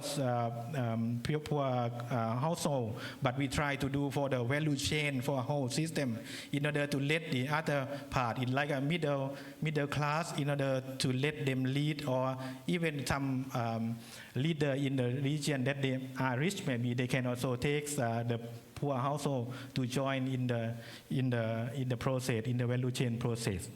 Yeah. And this one is for the timeline in the 2020 together, and now we come to the 6th year already. And the number 1, number 2, number 3 is mean the development of the Pattani province. Pattani was the first poorest province, and try to go like that. You see the development of the position of the Pattani, okay. But actually now we work together for 20 provinces together in Thailand, yeah, under the same umbrella. And this is the project from the village, okay. It's like, this product come from researcher in the university that they work together, try to improve from time to time from the community scale to be the commercial scale, in order to try to let them feel happy with the product and proud of themselves, and maybe can also conflict somehow the mindset inside the system thinking, okay. And it is also for many appropriate technology that we get it from the innovation part, from the faculty in the science and technology together. Yeah. And I think for the poverty eradication in southern Thailand, it's not only income, but it also is about the information, about the inclusion, about the innovation together. And then we can really move from mapping poverty to transform community sustainability in the future together. And I think all of you also important to play with this sector from the mathematical point of view, not the poverty function. Poverty is like a function, but it's a function. It can also going up, going down in time. So it's also you have also other factor that related to poverty. But the idea is how can we integrate our knowledge we have together and try to improve our life quality together. Thank you very much. Yeah. Thank you very much, Dr. Somporn. Okay. I grew up having mathematics anxiety, and listening to your presentation spurred a lot of questions that I want to ask later on. So we have done the presentation round. So I will be starting the conversation, asking questions based on the presentation and also the insight that we have gained from the ground, working with children in poverty, working in different parts of Malaysia especially. And meanwhile, whenever I see someone stands behind the mic, I will prioritize your question. So if you have a question, you can prepare to ask them. I will begin with Dr. Ririn. Just now from your presentation, we can see as if there is a dichotomy of there isn't a good access, but there is also a decline in terms of wage. So when we meet students at school, and even when we go to the villages, we talk to students, why are you not interested to stay in school at first? If they stay in school, they are not interested to pursue to the third-tier education. They give us some very smart answer, whereby they make the calculation, they can project that if I took a loan to study this much of year and then get into the labor market with this amount of pay, the return on investment is not worth the time. Number one. Number two, they are arguing as well, if you are telling me there is a scholarship access and whatnot, but coming from where I am coming from, with little social capital, knowing very few people with academic result that barely reach a very high standard. So how can we address, because this is a growing narrative among the young ones, that actually with the digital explosion and inclusion, we can surpass all these years of going to the university and college and to be able to break away from poverty. So I guess it's a very difficult question that we are facing in real life. Please, Dr. Ririn. Thank you. So I think it's come back to the each of the individual, no? But what is more general is about the mindset and about how you see your future, how far you want to go. I think it's everyone has their own, skills, interests, and I think you can try to excel based on what you actually interested in and what you're good at. I think the role of the government and everyone here is providing access for them to be able to grow, given the opportunity for them to reach out their potential. So if they see the higher degree is not they want to be, but they might, I think it's very early on, I think everyone should already have in their mindset, then what the option for them. The calculation can be different, no? I mean, you might aim for the next 3 years what you're gonna be. In the 5 years, what you're gonna be. If everything is have a risk, everything is based on the investment. As much as you invest, I think the return is going to be higher. I think that I believe on that. So I mean, it depends. You want to try to be in your horizons. So I think it's. But again, I think the mindset is very important. The second is the way how it connects between supply and demand, and information access is very critical here. So I think everyone has their own way in making a decision, but again, it's based on the information-based decision. No, the way what we always encourage the government is like knowledge-based program, knowledge-based policies. The same. Government is doing for everyone, but each of individual have to do it for yourself. So when you make a decision based on your information, so you have to seek information, you have to set your goals based on what you see as the best of you, and then you try to reach out and how to make it the best of it. I think that's the more individual. If each of individual have such of the responsibility, I think, I don't know, because I work with Dr. Fifi, I always call her big sister. But I mean, like, if you remember, we have one event, Mbak Fifi, in Indonesia, when all the participants are young people, youth.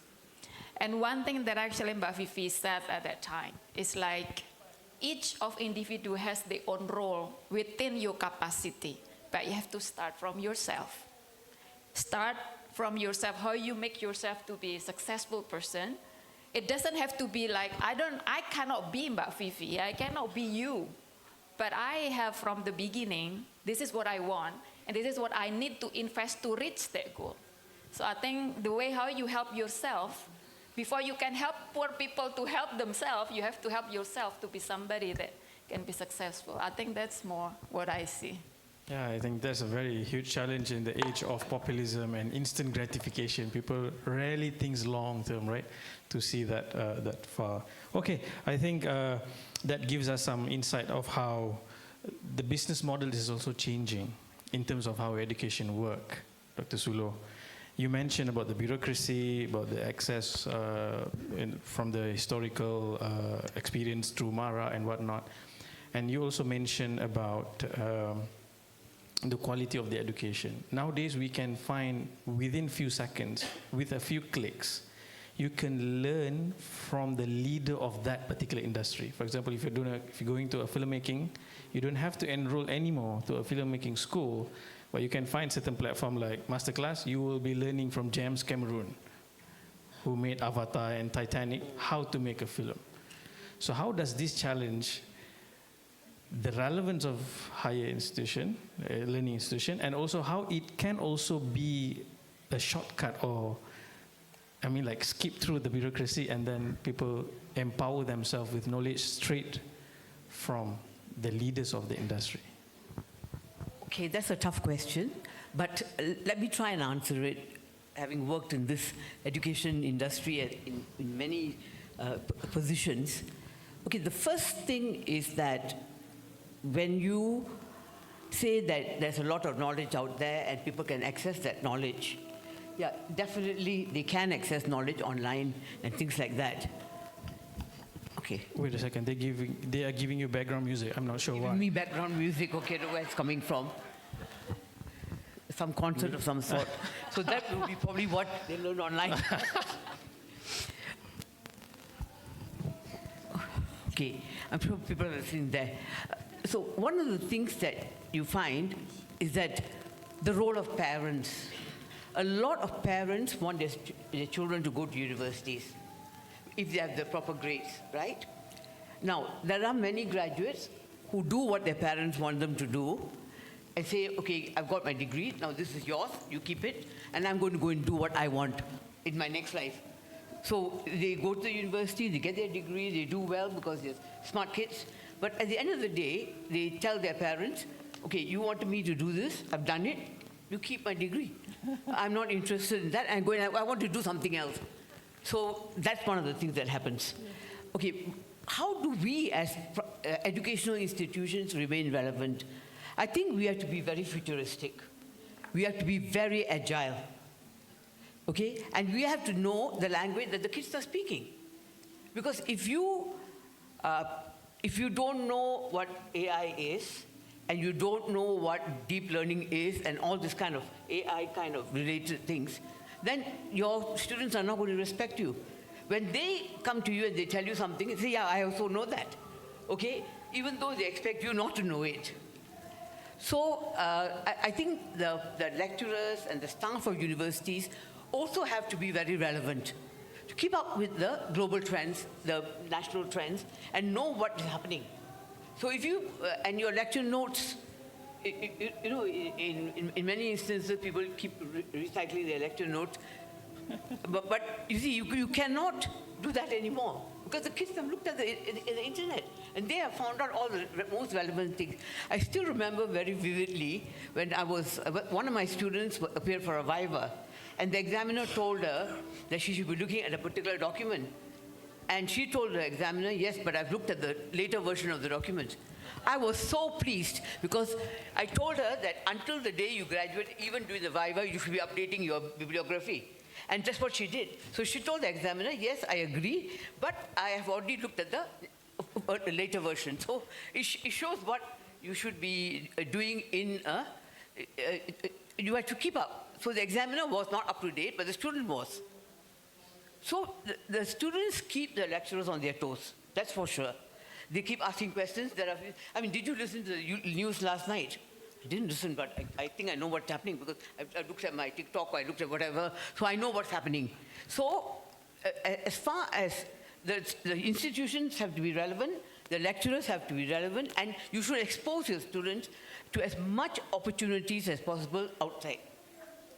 And universities should not be producing graduates, they need to be producing talents. And this is where the linkage with the industry comes. Because if you produce graduates, they're going to be unemployed. So if you produce what the industry wants, then the industry will take your graduates. Okay. Okay, thank you very much, Dr. Sulo. Interesting, you mentioned also about the access or the ability of having efficiency in English. So I would like to ask the question to Dr. Lilian.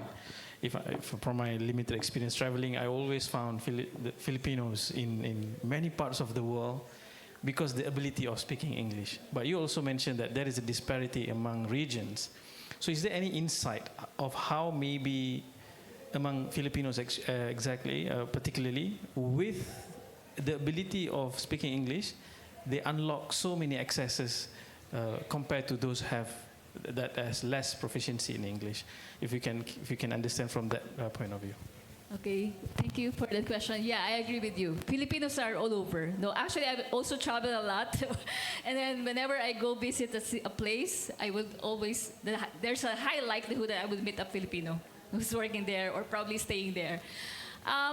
Actually, in the country, the medium of instructions in the universities is English. Like in my case, in our case, even when I was doing my bachelor's degree, it's a public university, English is the medium of instruction. And so I think I would agree with you. This is one advantage that Filipinos have. The fact that they can communicate, communication skills is a big thing, actually. So if you have that kind of skill, that's already a plus point for you. And of course, it doesn't end there. Competing in the labor market, whether domestically or globally, you have to have a different set of skills other than communication skills or language. But I think that's a factor. I think that's one important factor, one significant factor. But I think the fact that we can go with different cultures, we can adjust to different cultures easily is also one thing. Because people, especially those who will be working, for example, in the country, our main religion is Catholic, but we can actually move anywhere else. We have a lot of people working in the Middle East. A lot of people are working in. Actually, we have also some people here in Malaysia. I'm not so sure what's the percentage, but I think other than the language itself, the other skills that you will have, the compatibility with what the labor market would need is something that's crucial. Is the medium also English in the schools and the preschools? Actually, there's a call from the government that we use the local dialect at the level of the primary school because they can easily. The argument of people is that kids can easily learn if they use their own dialect. However, when they move up to the ladder, they have to learn English. So it's not something that you learn at the earlier stage. But nowadays, this is something that I could also share, especially for the people in my own circle. those who have kids normally would want to have their kids learn English as early as when they're 3 years old or as early as 2 years old. So they use English language at home. But the challenge now is that when they go out, when these kids go out, they cannot communicate with other people who don't speak English. So that's the challenge now. Even now in our university, even if English is the main medium of instruction, our president of the university just recently released a memorandum inviting the faculty members and also the students to actually promote the use of the Filipino language. So that means we are allowed to actually combine the two in our rooms when we discuss things. No? Although it depends, I think it will still also depend on the subject that you're discussing. Because probably when you talk about mathematics, when you discuss mathematics and statistics, it might be difficult to actually translate it into, for example, in our Filipino language or in your own language, right? So for some areas, probably that could be possible, but not in all fields, I think. All right, thank you very much, Dr. Ali. I guess they also stopped the party so that we can have a clear conversation. Dr. Sampon, it is interesting. Number never lies, right? Is that what you believe in? Yes. Number never lies, right? So from the point of view of multidimensional poverty, you also highlighted in your concluding slides, how actually numbers help in your work to read or to measure the non-income elements of poverty. For example, the mental health, for example, like maybe the language proficiency. If you can share from the point of view of a mathematician, how you guys measure and portray a real picture of poverty in that particular region.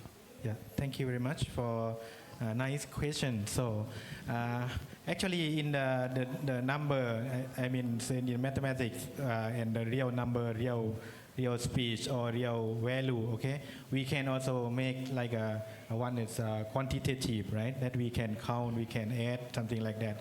And the other one is for the descriptive part, is like the happiness or something like that in the way that we need to evaluate the quality level, okay, to transform the quality, the qualitative level in order to be the number, and then you try to calculate in the number space. After that, you can see, maybe you can see the average, you can see the maximum, the minimum, you see the range, you see the standard deviation or something like that. And that one, it can help you to see this part of, it depends on the topic, right? And this kind of thing, maybe they are really in the average or not, and then you try to convert that number, that quantitative number to be the qualitative thing to describe them again. Yeah. So the first thing, maybe we need to collect the data, and after that we try to convert them to the number and convert back, and try to distribute this number everywhere on the map, overlaying with the other information. Actually, the map that I show you, if you zoom in, if you don't zoom, it's just normal, you see the distribution. If you zoom in, you will see the environment of the household, and you see the density of the household in that region. You see the water or reservoir, you see the pond, you see the water resources supply, you see the rice field, you see the thing, you see the natural resources that they have there, available there. Then you can also find out the strengths, maybe it should be the SWOT part in that region, and convert the SWOT to be the number, and try to let this number dancing in the live data. Live data. If we zoom out, we can see the landscape of the poverty. But if we zoom in, you will see the live data. But the database is not really live data. It's the data that we collect from time to time. But if we go to the village, we see the live data. The data that they stay with the data in daily life. Today I have something to eat, tomorrow maybe I don't have, or tomorrow maybe flooding, and later on maybe I have some money from someone else, or I can sell something, or I can invest something like that. It is also the way to to try to convert both sides, okay? But anyhow, everything it can be number, and every number can be the meaning in the quantitative description. Yeah, thank you. Okay, sure. Yeah, no, I don't want to sing. I just want to say one point about English language. See, especially when we take in foreign students, the government allows us to take in the student even though they don't have English language competency. There's a certain minimum English language competency that the student needs to have. And if the student doesn't have that language competency, the government allows us to take in that student for 1 year in which the English competency has to reach that level that's been specified. But the interesting thing is that is tied to a particular program. Say if you are signing up for a master's in whatever, then you cannot change your course. You have to stay with that master's program, but you have to get the minimum language requirements before you are registered for the master's program. So that's one of the ways in which, because especially for the private universities, because the medium of instruction is English.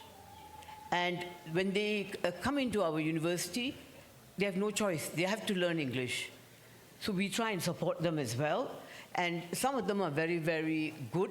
I remember a group of Cambodian Muslim students came in. They won a Saim Darby scholarship. And they came into our university.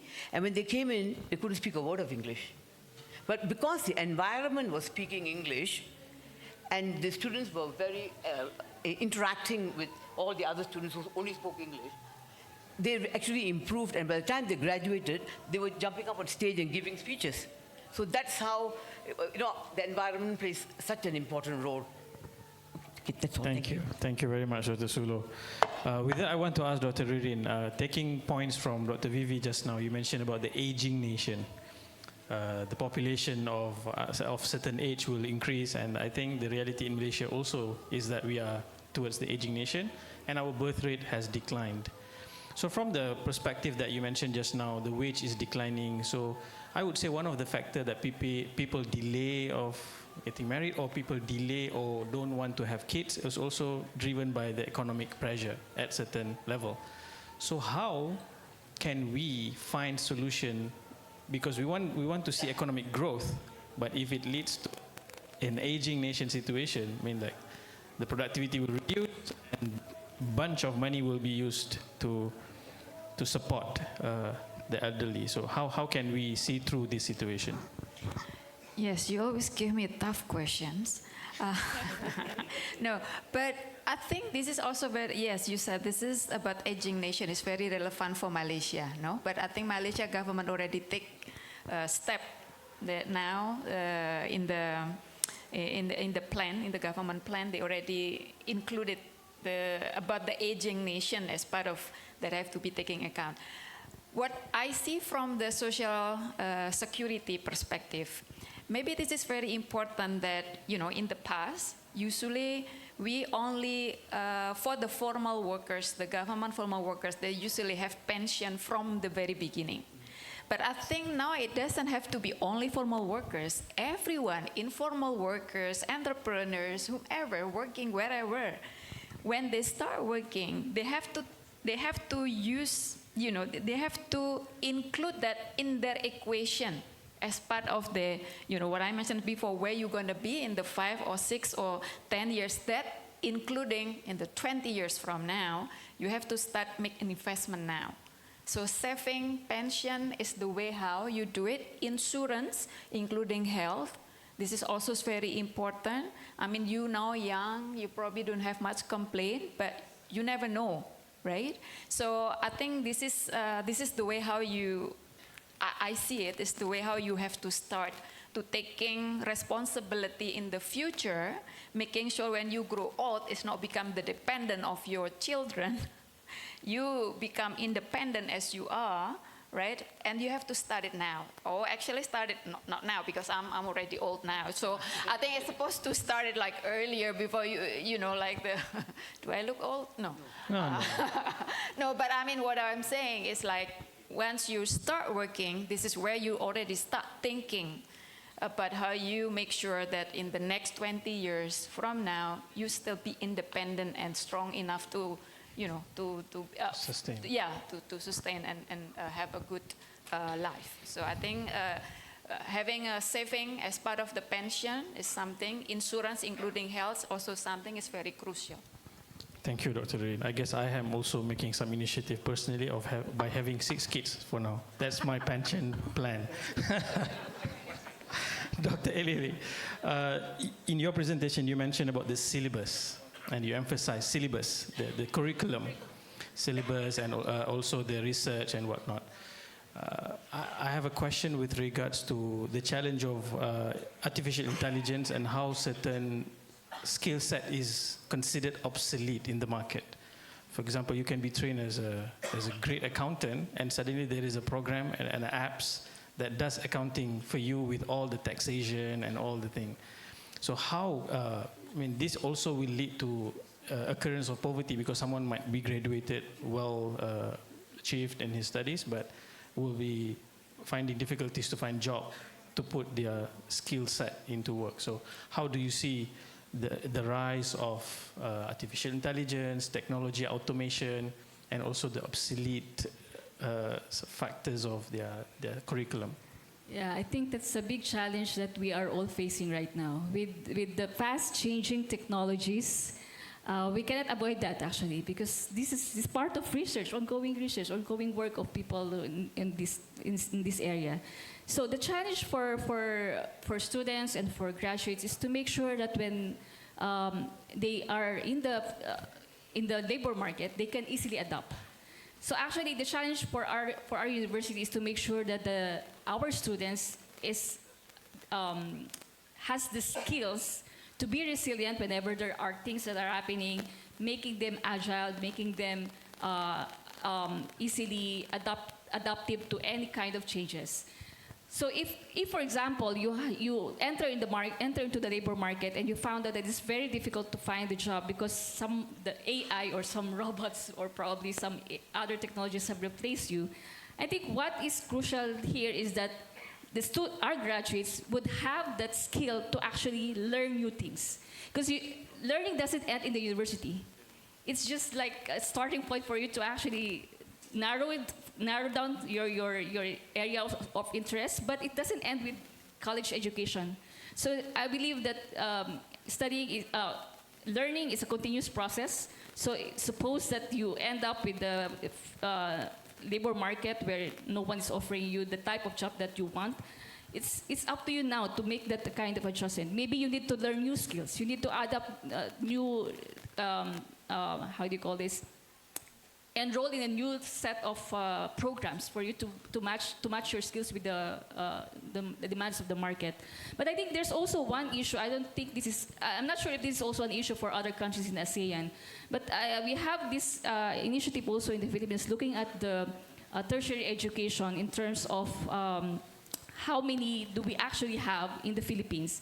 And there's this one study actually, the main finding is that in the Philippines, we essentially have what we call overeducation.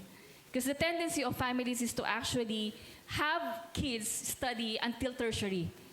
However, once they finish, they cannot find the right jobs for them. So it means that some of our graduates essentially would accept jobs that are below meaning they're overeducated. They have higher skills than what they need for that kind of job. So that's actually a challenge that we have also. In what the findings of our study, that's the result. So I don't know if it's the same with the ASEAN. So if that's, so it's the same.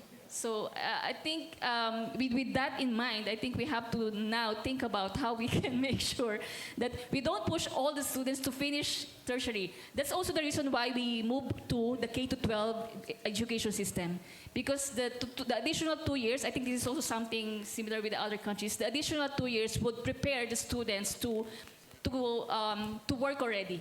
So by the age of 18 years old, so they finish the senior high school, in the last 2 years, they are trained to probably engage in some social innovation enterprise or social enterprise, or establish a business, put up your own small business, or something like that, or develop some skills that would be in demand in other countries. Like, for example, welding skills or something that is demanded by other countries, which doesn't really require tertiary education. But as long as you have the skills, you can have that opportunity to learn. So that's what. Thank you very much. Yeah, sure. You can add on. Yeah, sure. Okay, sorry, I'm just about the way, in Malaysia there's also like very high underemployment, right? Where it's underemployment because the high skill graduates, they do not get the jobs that actually like require that skill, that level of skill. But again, I think this is emphasized what I earlier mentioned about mismatch. Mismatch about maybe they graduate, already study, but it's not really what the market actually needed now. So when they do it there, maybe, it's not really like really responding to the current labor market. But so that's why that I think maybe some of you already familiar with upskilling and reskilling. So it doesn't have to go through the formal system. So whomever, like for example, maybe when there was no digital, no computer or something, people graduate without knowing about how to do. But once they lost their job, and then maybe there is the second opportunity for them provided by the government or anything to help them to have short course that make them like be, to upskill. So they can be employable again in the new labor market with the different demand of the skill. Or reskilling, sometimes it's just you need to have a new skill completely. But then if you already, maybe 35 years old, you already work in the one company and the company closed, and then what to do? You have to have the second chance. And maybe this also relates what you earlier mentioned. It doesn't have to be the bulk thingy when the education, it doesn't have to come in the whole, package. Maybe some piece, some of them that still can be acknowledged, that this is the graduate can be acknowledged and be rewarded into possibility to have a new job that actually now needed with a different skill. So upskilling and reskilling also maybe is another way that can be part of the higher tertiary education system. Thank you very much, Dr. Rin. I was about to ask question aligned to that kind of, which is very important.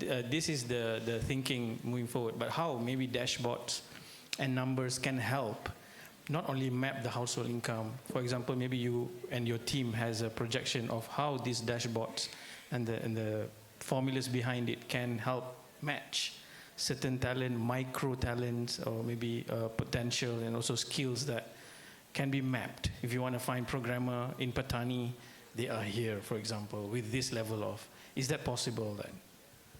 Sure, yeah, thank you very much. Actually, it's just the matching of the demand and supply, right? The thing that you need, the thing that you have, and then all together. For example, if you have, there are many jobs available, but we didn't know. There are a lot of scholarship available, but we didn't know. But how can we make that? Let the digital platform to make it for you, that is available for you, and maybe you can also put your own skill or some need skill. Maybe you have 80% of this skill, but they need 90% of the skill, and how to add it. Available course should I have? The government provide me for upskill, reskill for this part, or to add more some new skill for me, and then I would like to add it, and then okay, I get the job. Or you have the time available to train the course or thing like that. Available course or free course, thing like that. I think the government can also design for that. And important, yeah. For example, here I have, everybody have the hand. For example, you can see your finger. Which one the poorest? Which one is the poorest? Which one is the poorest? Yeah, the poorest. The one finger. without the ring, I guess. Yeah, I don't know. Yeah, you see, I have no ring. I have no ring, but it's all poor. Or if I think the height of the finger, should I add my thumb to be there? No, maybe. But how about the equity of this finger? This is maybe not equity. But if we do something like this, maybe it's equity too, right? For example, I would like to give something, I get something from you, and then maybe you give me, I do like that, right? But if I want to give you something, I have the equity like that, and I make like this, and then I can give you also. Give and take should be balanced, and then after that, I think the poverty will be reduced. In mathematics, can call converse to zero. In the part of AI, or machine learning, actually behind that you asked me the previous question, you say something to the ChatGPT or any kind of AI, but that is the feeling. But behind the scene, convert to mathematics, to the number, and then try to cook the number you have, available number you have, and then transform to another space in the normal space that we can get the answer. That is behind the scene. So anyhow, I think I just motivate that even the poverty line like this, okay, maybe 3,000 baht per month. But if all the people can make it higher, maybe later on it will be 4,000 baht per month for the poverty line. It can move by the government, by the living cost, by the region. It depends on that. So there are many factors. If they move like that, maybe all the world still have poverty available, right? That is also. But if we try to break it down, everybody is behind the poverty line. So how can we adjust the poverty line that's suitable for the area to the place and so on? This is also another thing. Maybe this is I also get it from during the discussion. Thank you. Thank you very much, Doctor. For the first time, I fall in love with the maths. There's so much emotions into the numbers. Thank you very, very much. I guess I'm opening the floor to maybe 1 or 2 questions before we wrap up. 1, 2, 3. Okay, please to the mic and introduce yourself briefly, and then straight to the question. And you can point to which panelist that you want to ask. Thank you. Thank you, Azlan. Hello, everyone.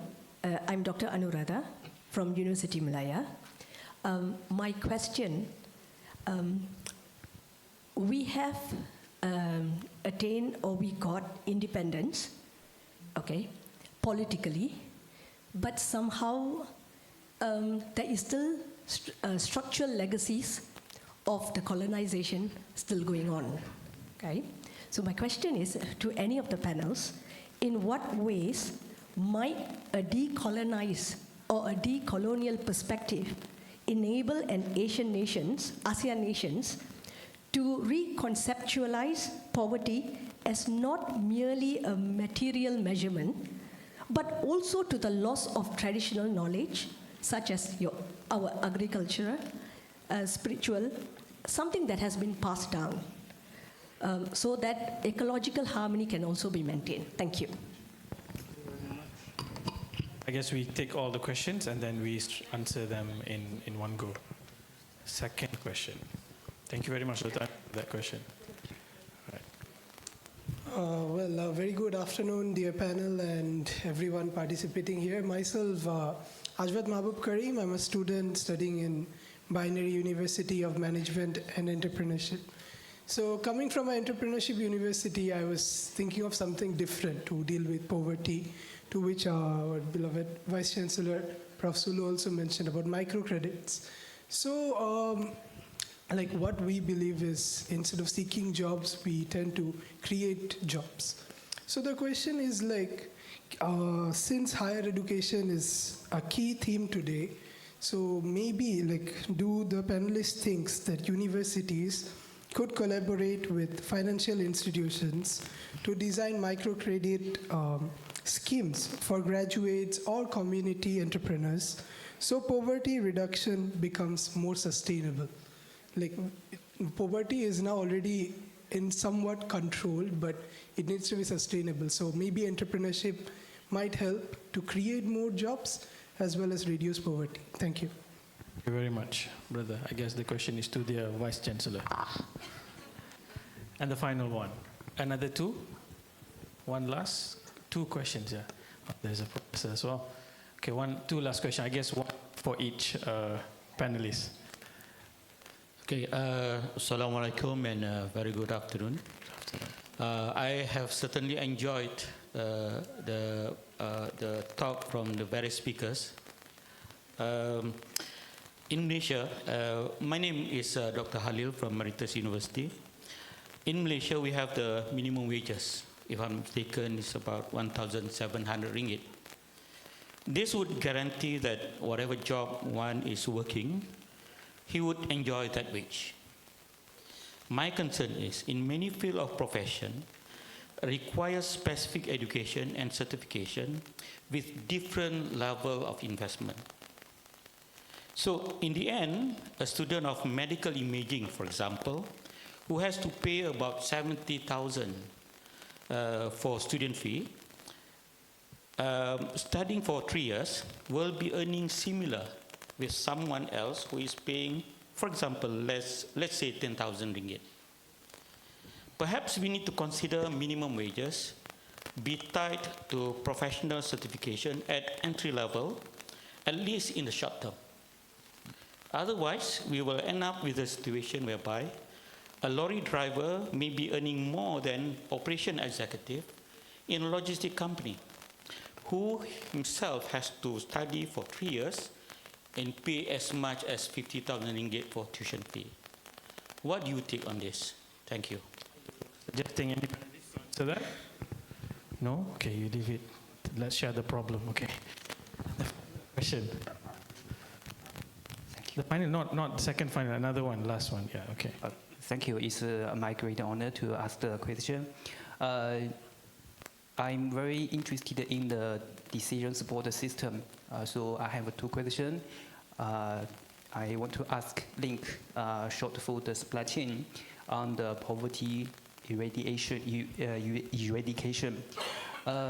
Inspired by the presentations that you shared, upgrading the grassroots economy through data-driven development and local content. The first question is, how can short food supply chain strengthen grassroots economies in rural or peri-urban communities? The second question Sorry, is... brother, the first question was about? The first question is, how short food supply chain strengthen grassroots economies in rural or peri-urban communities. The second question is, what lessons can be drawn from community-scale food processing and distribution models for developing short, sustainable food supply chains that benefit local livelihoods? That's all. Thank you. Thank you. I guess that's for Dr. Sampurna, yeah? About the food supply chain and how to sustain. Okay, final one. Our very experienced professor of economics. My name is Jamhuri from UKM. This notion about zero poverty, many government has targeted zero poverty or mentioned zero poverty as their achievement in dealing with poverty. Malaysia, for example, I heard Indonesia also is moving towards achieving zero poverty. But I think poverty is a big thing. Now with multidimensional poverty, multidimensional perspective, it is even difficult to achieve zero poverty. So it is always there will always be areas where people are lacking and also deficient in many things. So if we want to bring it to the policy level, can this forum, suggest that there shouldn't be any move towards accepting zero poverty for governments, especially because poverty will always be there, either regionally or ethnically, or I think so. That is issue that I wish to bring about. Thank you. Thank you very much, Prof. Okay, we only have a very little time to answer very difficult questions. And we are over time actually, so I might give only about 2 to 3 minutes. So I will combine a few questions. For example, for Dr. Sulo, I'm giving you the question from the first and the second, decolonizing poverty in terms of, the loss of traditional knowledge, skills, in terms of agriculture, and even many angles of that due to the structural setting that left by the colonizer, how entrepreneurship as well might be one of the way of empowering. I'm combining the second question as well to you. Okay. As usual, difficult questions. Okay, the first question is about decolonization and all that. If you listen to somebody like Shashi Tharoor, he goes on about the effects of decolonization in India. Of colonization, not decolonization. I think we have to get away from that, from that conversation. But the preservation of traditional knowledge, traditional arts, traditional crafts, I think is very important. If you go to Sabah, you still find, I can't remember the district in Sabah, people are still making those parangs. So they're preserving the knowledge. If you go to Kelantan and Terengganu, batik industry is still there. So they are preserving their culture, but they may do other things to make it more productive. And some of the things that we do when I wear my other hat is that we give them equipment to upscale so that they can increase their production. So whether it's batik production, whether it's baking, whether it's whatever, so they're keeping up some of the traditional, and it was traditional things like the things that you see in the Ramadan bazaars. You don't see them any other time, but those are all the very traditional kind of things that appear only during the Ramadan bazaar. Because that means that people know how to do those traditional things, but they're not doing it because there is no economic benefits of doing it. So they just do it during the bazaar, they make some money, and that's it. Because people are very hungry at that. People are also very hungry at that time, true. Yeah. And the second question about entrepreneurship, of course, you see, when he talked about Brahmanari University, so I have to respond as a Vice Chancellor. Okay, one of the things is that when we train our students to be, we are not training every student in Brahmanari to be an entrepreneur, because we also know that not every student can become an entrepreneur. What we do is that we instill entrepreneurial mindsets into our students. So a student might go for a job, but he or she has got an entrepreneurial mindset. And very often employers find them very useful because of their mindset. They're not traditional university graduates coming up. And very often our students tell us that when they go and compete, this is from international students, they tell us when they go out and compete for a job, they have an added advantage. Because one thing is that when you're going for a job, you need to have industry knowledge. You also need to have some entrepreneurial mindset. Because if you don't have that, a company has got no time to take you and train you and to develop your entrepreneurial mindset, etc. And of course, if you're an entrepreneur, you create a job for yourself and you create a job for others. And there are many successful entrepreneurs that we have produced, doing all kinds of things in the music industry and various other sectors. So, and some of them have also gone international. So it's not something that it's impossible. And we started our entrepreneurship journey a very long time ago.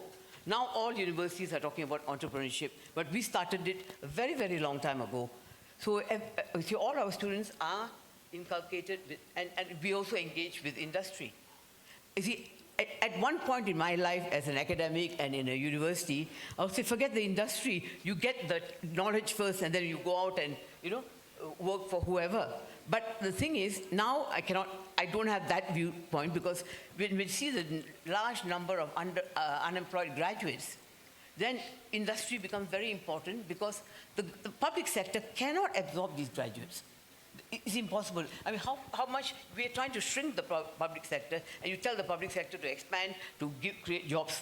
It's not possible. And the private sector is also limited. So they would take in the graduates who've got certain skill sets that they want. So if we don't know what they want, we can't produce what they want. So we need to talk to industry. All right, thank you very much, Dr. Sulu. Dr. Ririn, is a question to a policymaker, I guess. about the specific education cost versus the minimum wage that is equal to every sector. So I think the statement was a bit controversial. A lorry driver might earn more than a graduate. Is that something can be considered just? No, I cannot say it's just or not, but I think in my knowledge, the minimum wage is set for those that actually like with a certain level of education and skills and new into the job market, right? Or if it is not new, at least it's not really something that relatively advanced. Because minimum wage is, I think the definition is somehow that enough for them to live with some level of standard, welfare standard, being able to cover the need of the household members. Cannot go beyond that, right? So that's only valid for those that actually only in the, kind of like basic kind of like type of skills and jobs. For those that more professional, for example, the one that been given example is like a medical doctor or something that of course need a different kind of skill, longer kind of the education. I don't think that when they go into the market and then enough for them to do the, the job with the minimum wage. But I think this is also the market, no? I mean, because at the end of the day, the way how market see if this level of salary considered to be reasonable or not is based on the productivity of the person in terms of providing the value. outputs, yes, right? Otherwise, market will not work. I mean, why then industry or even, have to pay more than what the workers being able to produce the outputs, no matter what it is, no? It doesn't have to be a very specific, but I think this is the way how it works. So I think this is how we see the minimum wage. But I think there are roles of the government, and I think there are in almost many governments, they always have the minimum wage standard because it to help to making sure for those that with the basic, education, they meet the salary that actually at least they need. Because sometimes there are many, they cannot really voice themselves, they cannot. So it is more about protection, at least for them. But beyond that, market, I think it's like a floor. Yeah, it's gonna play. Thank you, Dr. Rin. That's very clear. Prof. Jamhuri asked about declaring poverty at zero rate. Just now, I remember that Philippines also targets to get to 9%. So I think the question might be, is that possible in the context of multidimensional that we get to zero? Yeah, I think what the SDG spelled out in their goal is that zero poverty based on, for example, international poverty line and national poverty line, which is just basically on a unidimensional perspective. And I think I would agree with Professor, no? When we try to look at the multidimensional poverty, now it captures health, education, housing, livelihood, access to sanitary toilet, access to safe water, and so on and so forth. That means I also believe that it would be difficult to actually achieve a zero poverty. It can even be an impossible thing, because first and foremost, the disparity exists all over.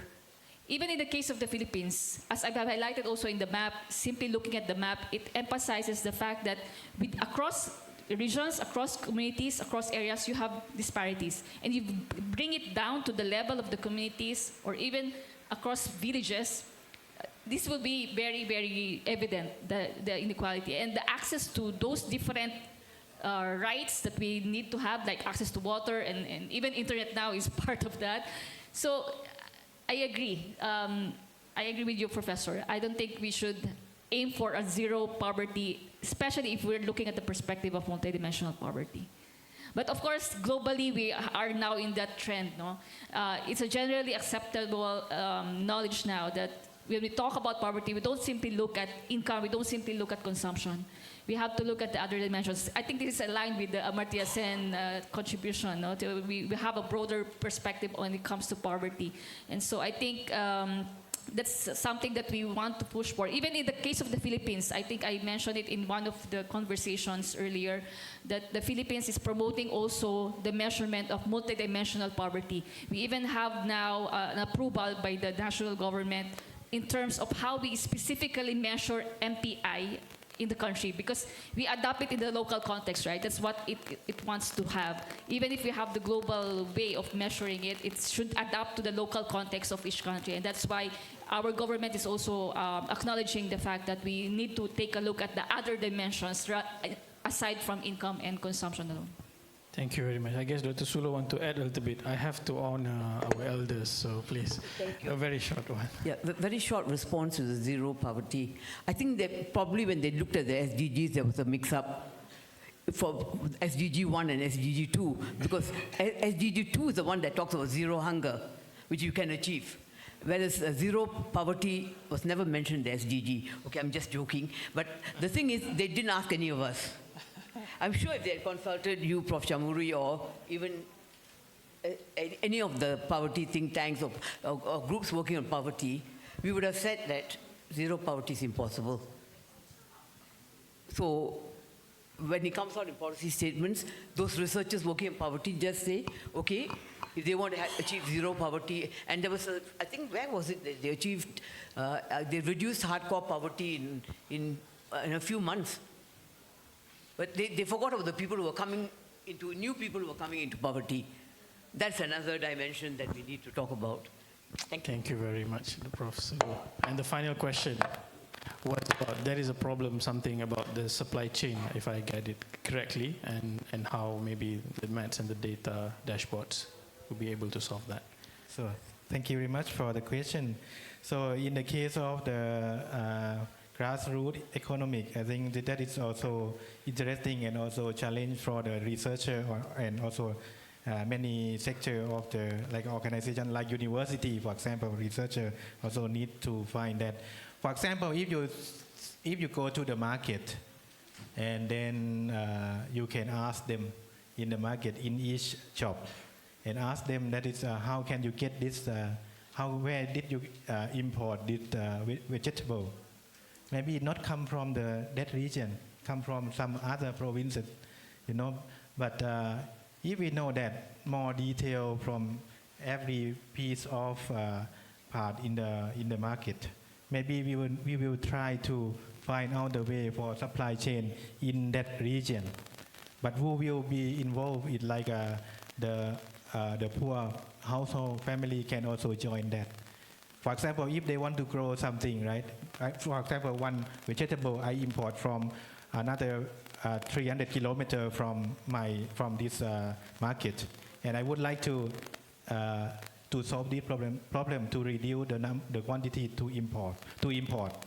And how to do? Maybe if we can invite some the poverty household to join that, maybe they can also grow. But maybe they say, I have no area to grow. But to grow something, to grow vegetable, maybe you can grow not only on the plain, on the landscape like that. You can also grow in the vertical dimension too, right? This is the management. The idea I have to think and find out the way to make, or the trigger of the thinking, system thinking, and find out the way. And after that, maybe no one would like to start at the beginning. But after that, maybe we try the first household try to do. After that, maybe the other household want to follow too, and then it become the community management for that one. And this also can plug into that. For example, another part is like the waste from any business. For example, the waste from crab, from shell, from shrimp, and that one that you throw away, you let it be somewhere else or in the garbage. If you try to collect that idea, maybe we find out some chemical substance that can be added in value.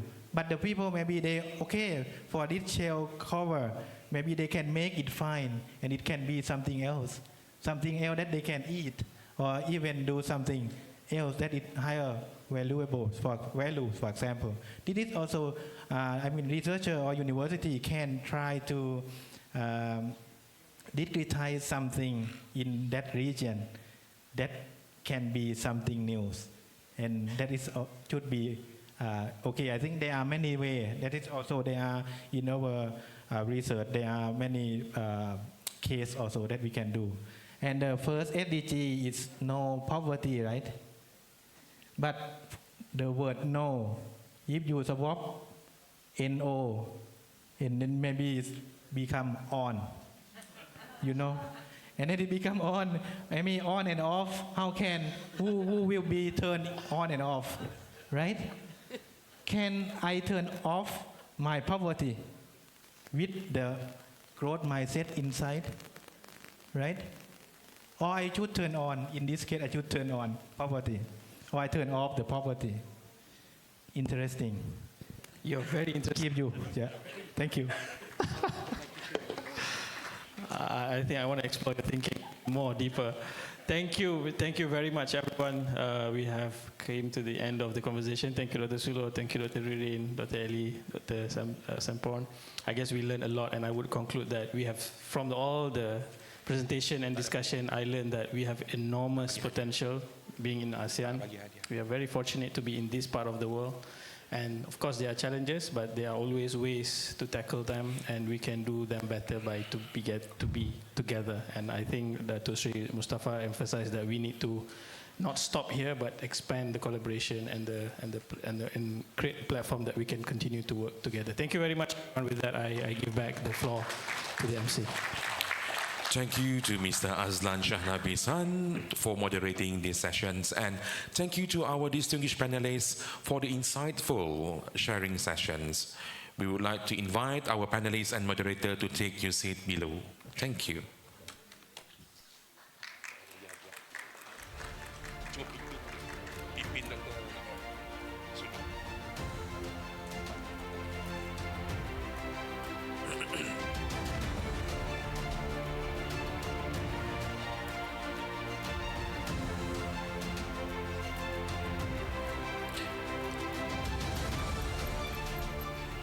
Distinguished guests, ladies and gentlemen, for the closing remark, it gives me a great pleasure to invite Yang Berbahagia Tan Sri Datuk Seri Dr. Nor Azlan Ghazali, Director of the Malaysian Inclusive Development and Advancement Institute, University Kebangsaan Malaysia, to deliver his closing speech. Thank you. The best time to talk about poverty when everybody went home and things get silenced, you know. So you step outside, you'll see that PICC is actually probably empty. So it means we are very serious here. I just want to do a quick one. I have few slides, but I don't want to slide. Maybe I just want to do one only. But I just want to say a few things. One, poverty will never end. Why? Because academics like us will keep on defining a new way. What is poverty, so that we have some job to do. This is how it looks like for those of you who are not familiar with multidimensional. I mean, you can define poverty in many ways. It started with income. Then they say, okay, I have income, but you don't have a doctor near to you, so you are still poverty. You know, you don't have income, but there's a school next to your house, so you are actually not poverty. You know, don't worry, there are enough academics to make things more confusing. Next, you tekanlah next. I just want to show. I think this one is more important. If I want to rush, I just want to make sure you look at these charts. This is median income in Malaysia. I just use a case of Malaysia. Next, where these are, okay, stop. These are poverty, right? These are poverty line. I mean, according to the standard poverty measures. So what you mean is that if you take 50% of some household in the state, some of them are poverty. Next. You press the other two, right? What I want to show that, just next, the other one. What I want to show, hold on. What I want to show is that, especially on the further right, you see all the dots are at the higher level. What it means is that these people are not poverty, but their life is horrible. My concern is that while poverty is a very emotional subject, but there's always a missing big chunk that I think we need to talk about as well. These people will not get measured into poverty, but if you talk to them, they are like even worse than poverty. All right, next, last one. This is Malaysia. Sooner, the World Bank says 2028, we will be declared probably as a high-income nation, but If you look at the salary, many of you will enter the job market. The salary is horribly skewed to the lower end. 49% of Malaysians in the formal sector are actually earning less than 3,000. 22.5% earning between 1,500 to 2,000. So what does it mean? Sometimes, yes, I do care about poverty as all the panels, but I think we need to shift a little bit to look into this dimension of living comfortably. My last comment about the university. I think if university do not change, the university have to close. One day we will be irrelevant. Trust me. Trust me. I've seen people who do many things just going through the YouTube, and if we don't change, we probably need to redefine what is job, what is learning. We need to close so many, maybe. We don't need large halls, we don't need, examinations, queuing in the halls, things like that.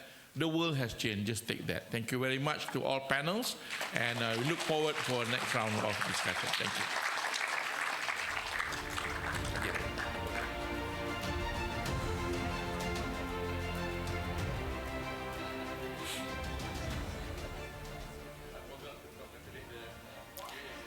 Distinguished guests, ladies and gentlemen, it gives me a great pleasure to invite Yang Berbahagia Datuk Seri Mustafa Mohamad, accompanied by Yang Berbahagia Professor Datin Seri Dr. Suhaiza Hanim, to present a token of appreciation to our distinguished speakers.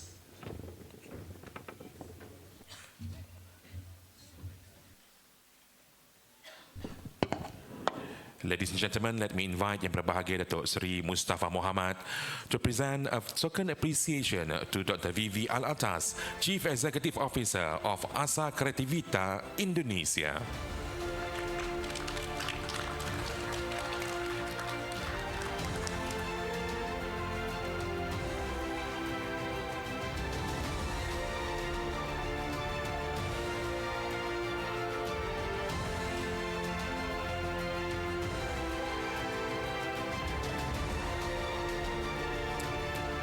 Ladies and gentlemen, next let me invite Professor Dr. Sulochana Nair, the Vice Chancellor of the Binary University of Management and Entrepreneurship, Malaysia.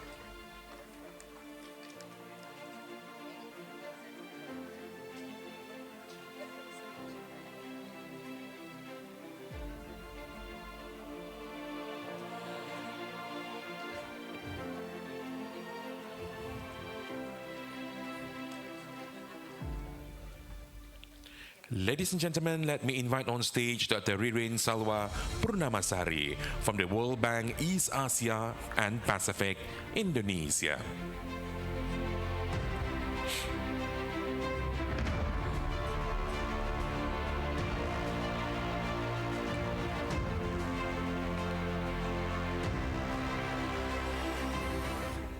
Ladies and gentlemen, let me invite on stage Associate Professor Dr. Alili Sabrivinas from the De La Salle University, Philippines.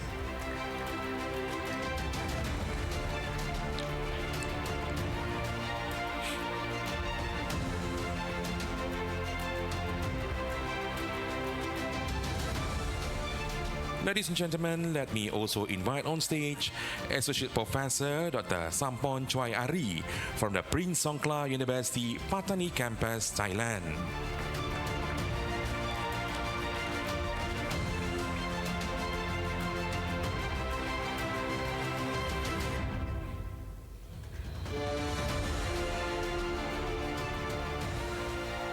And not forgotten to our moderator for today's forum, Mr. Azlan Shah Nabisan, the CEO of the Arba Foundation.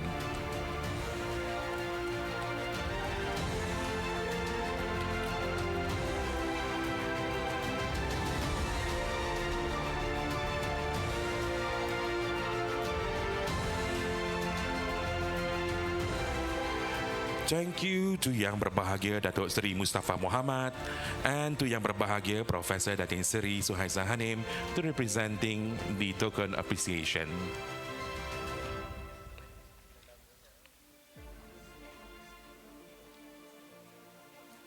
Distinguished guests, ladies and gentlemen, with that, we have concluded with our official program for the Forum of Redefining Poverty Eradication in ASEAN, Multidimensional Perspective, Evidence and the Path of the Inclusive Development, in conjunction with the Festival of Ideas 2025. Once again, thank you for joining with us on behalf of the Unku Aziz Center for Development Studies, University Malaya. We wish you a productive and inspiring day ahead. Thank you.